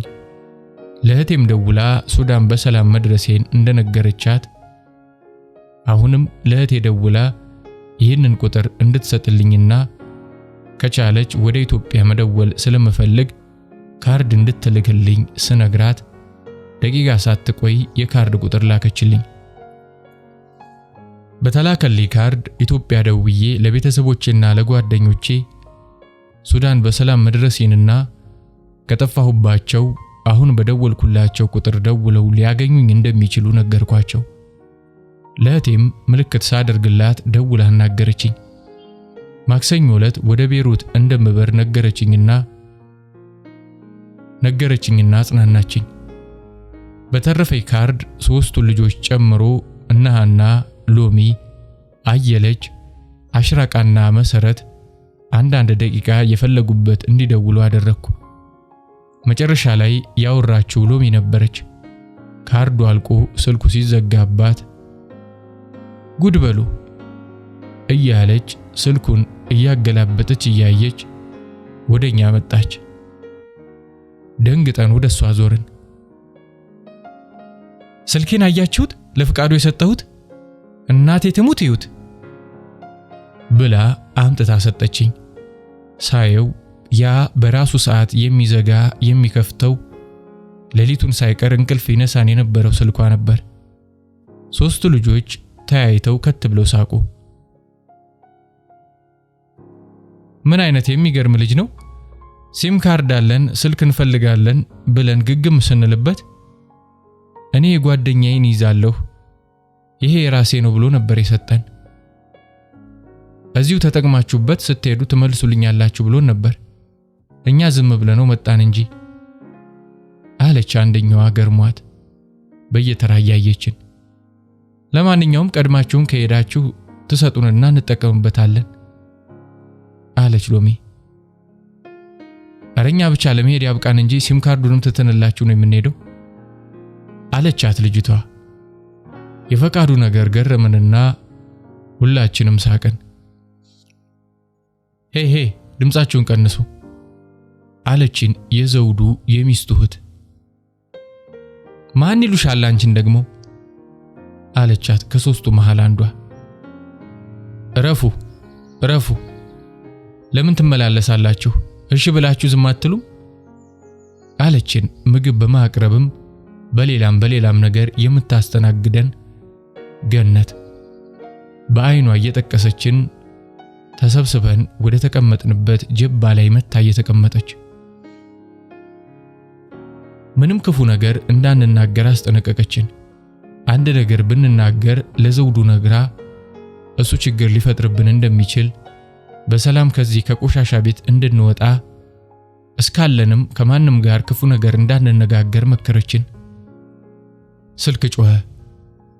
ጓደኛዬ መቅዲ ነበረች። አነሳሁት። ቪዛዬ ከቤሩት እስኪመጣ እሷ ቤት ሄጄ እንድቆይ ዘውዱን እንድጠይቀው ለመነችኝ። ስለሌለ ማታ ሲመጣ ጠይቄው እሺ ካለ እንደምሄድ ነገርኳት። ምሳችንን ዳቦ በሽሮ ወጥ በላን። ጠዋት ዳቦ፣ ማታ ዳቦ፣ ቀን ዳቦ። እኔ ቢቸግረኝ እንጂ ዳቦ ምግብ አይመስለኝም። ቢያንስም ቢበዛም ያቺው እንጀራ ትሻለኛለች። ግን ምን ያደርጋል በአሁን ሰዓት እንኳን የእናቴን እንጀራ እዛ መተማ ያደረን ዕለት እየቀፈፈኝ የበላሁትን እንጀራ እንኳን ማግኘት የማይታሰብ ሆኗል። የአባይ ልጅ ውሃ ጠማው አይደል የሚባለው። ዘውዱን ሁላችንም በጉጉት ብንጠብቀው ብቅ ሳይል ውሎ ማታ ከራት በኋላ መጣ። ውጭ ተኮልኩለን እያለን ሰላም እንኳን ሳይለን ወደ ቤቱ ገባ። ውጭ ጀባ ላይ ተቀምጠን እሱ ቤት ውስጥ በልዩ ሁኔታ ሲስተናገድ ይታየናል። የምግብ አይነት የቀረ አይመስለኝም። ለረጅም ጊዜ ሰሃን እየተቀያየረለት ሲበላ ቆየ። ከዛም ቡና ተፈልቶለት ጠጣ። ሲጨርስ መጥቶ አንዳንድ ነገሮች ይነግረናል ብለን ስንቁለጨለጭ ጭራሽ ጫማውን አውልቆ ሶፋ ላይ ተኛ። ለምንድነው እንደ እንስሳ ዝም ብለን የምንቀመጠው? ጠርተን እናናግረው ስላቸው ብዙዎቹ ተስማሙ። ግን ደፍሮ ሄዶ የሚጠራው ጠፋ። ከሶስቱ ልጆች መካከል አንዷ ፍንጥር ብላ ተነስታ ሄደችና በር ላይ ደርሳ ፈርታ ተመለሰች።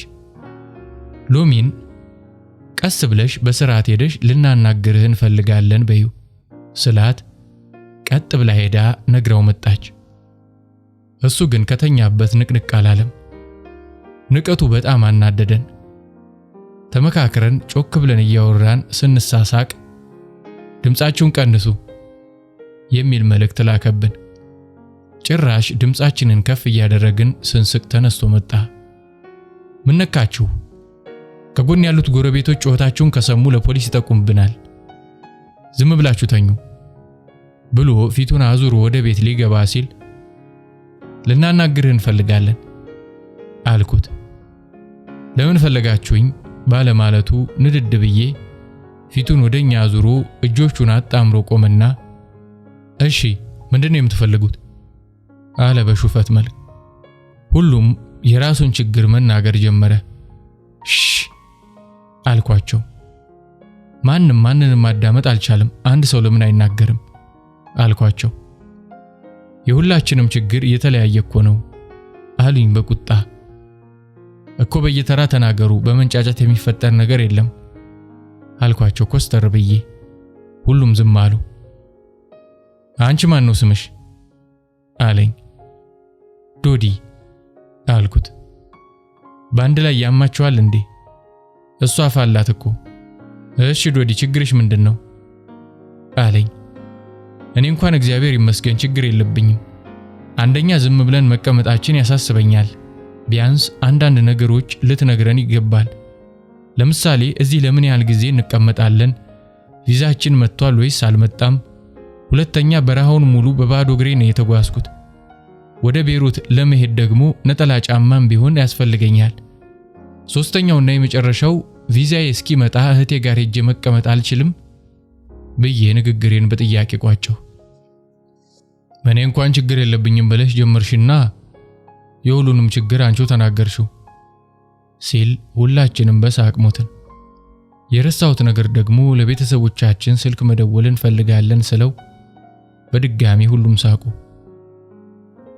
በመጀመሪያ እሁድ ወይም ሰኞ የሚሄዱ 3 ልጆች አሉ። ማክሰኞ ደግሞ 4 ልጆች ይበራሉ።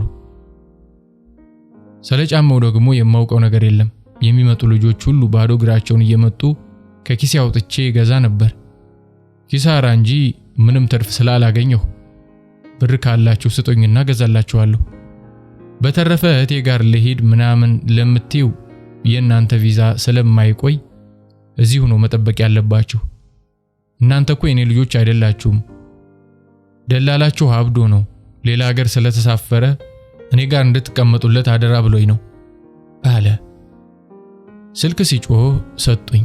መቅዲ ነበረች። ቀኑን ሙሉ እየደወለች የዘውዱን መምጣት ስትጠይቀኝ ነበር። መሄድ አትችይም ብሎኛል ስላት በግድ ካላናገርኩት ብላ ስልኩን ሰጠሁት። ለረጅም ጊዜ አወራት።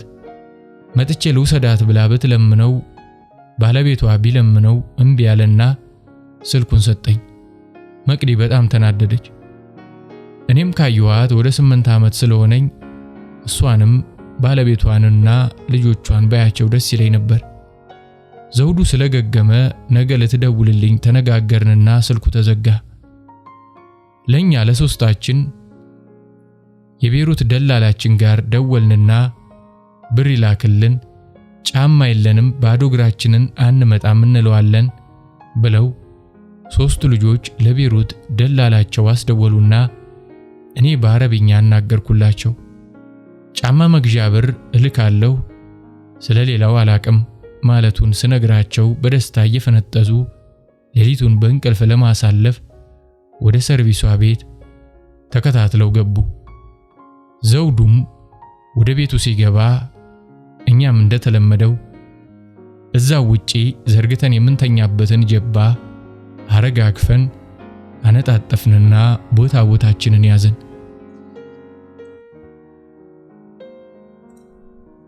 ክፍል 3 ይቀጥላል።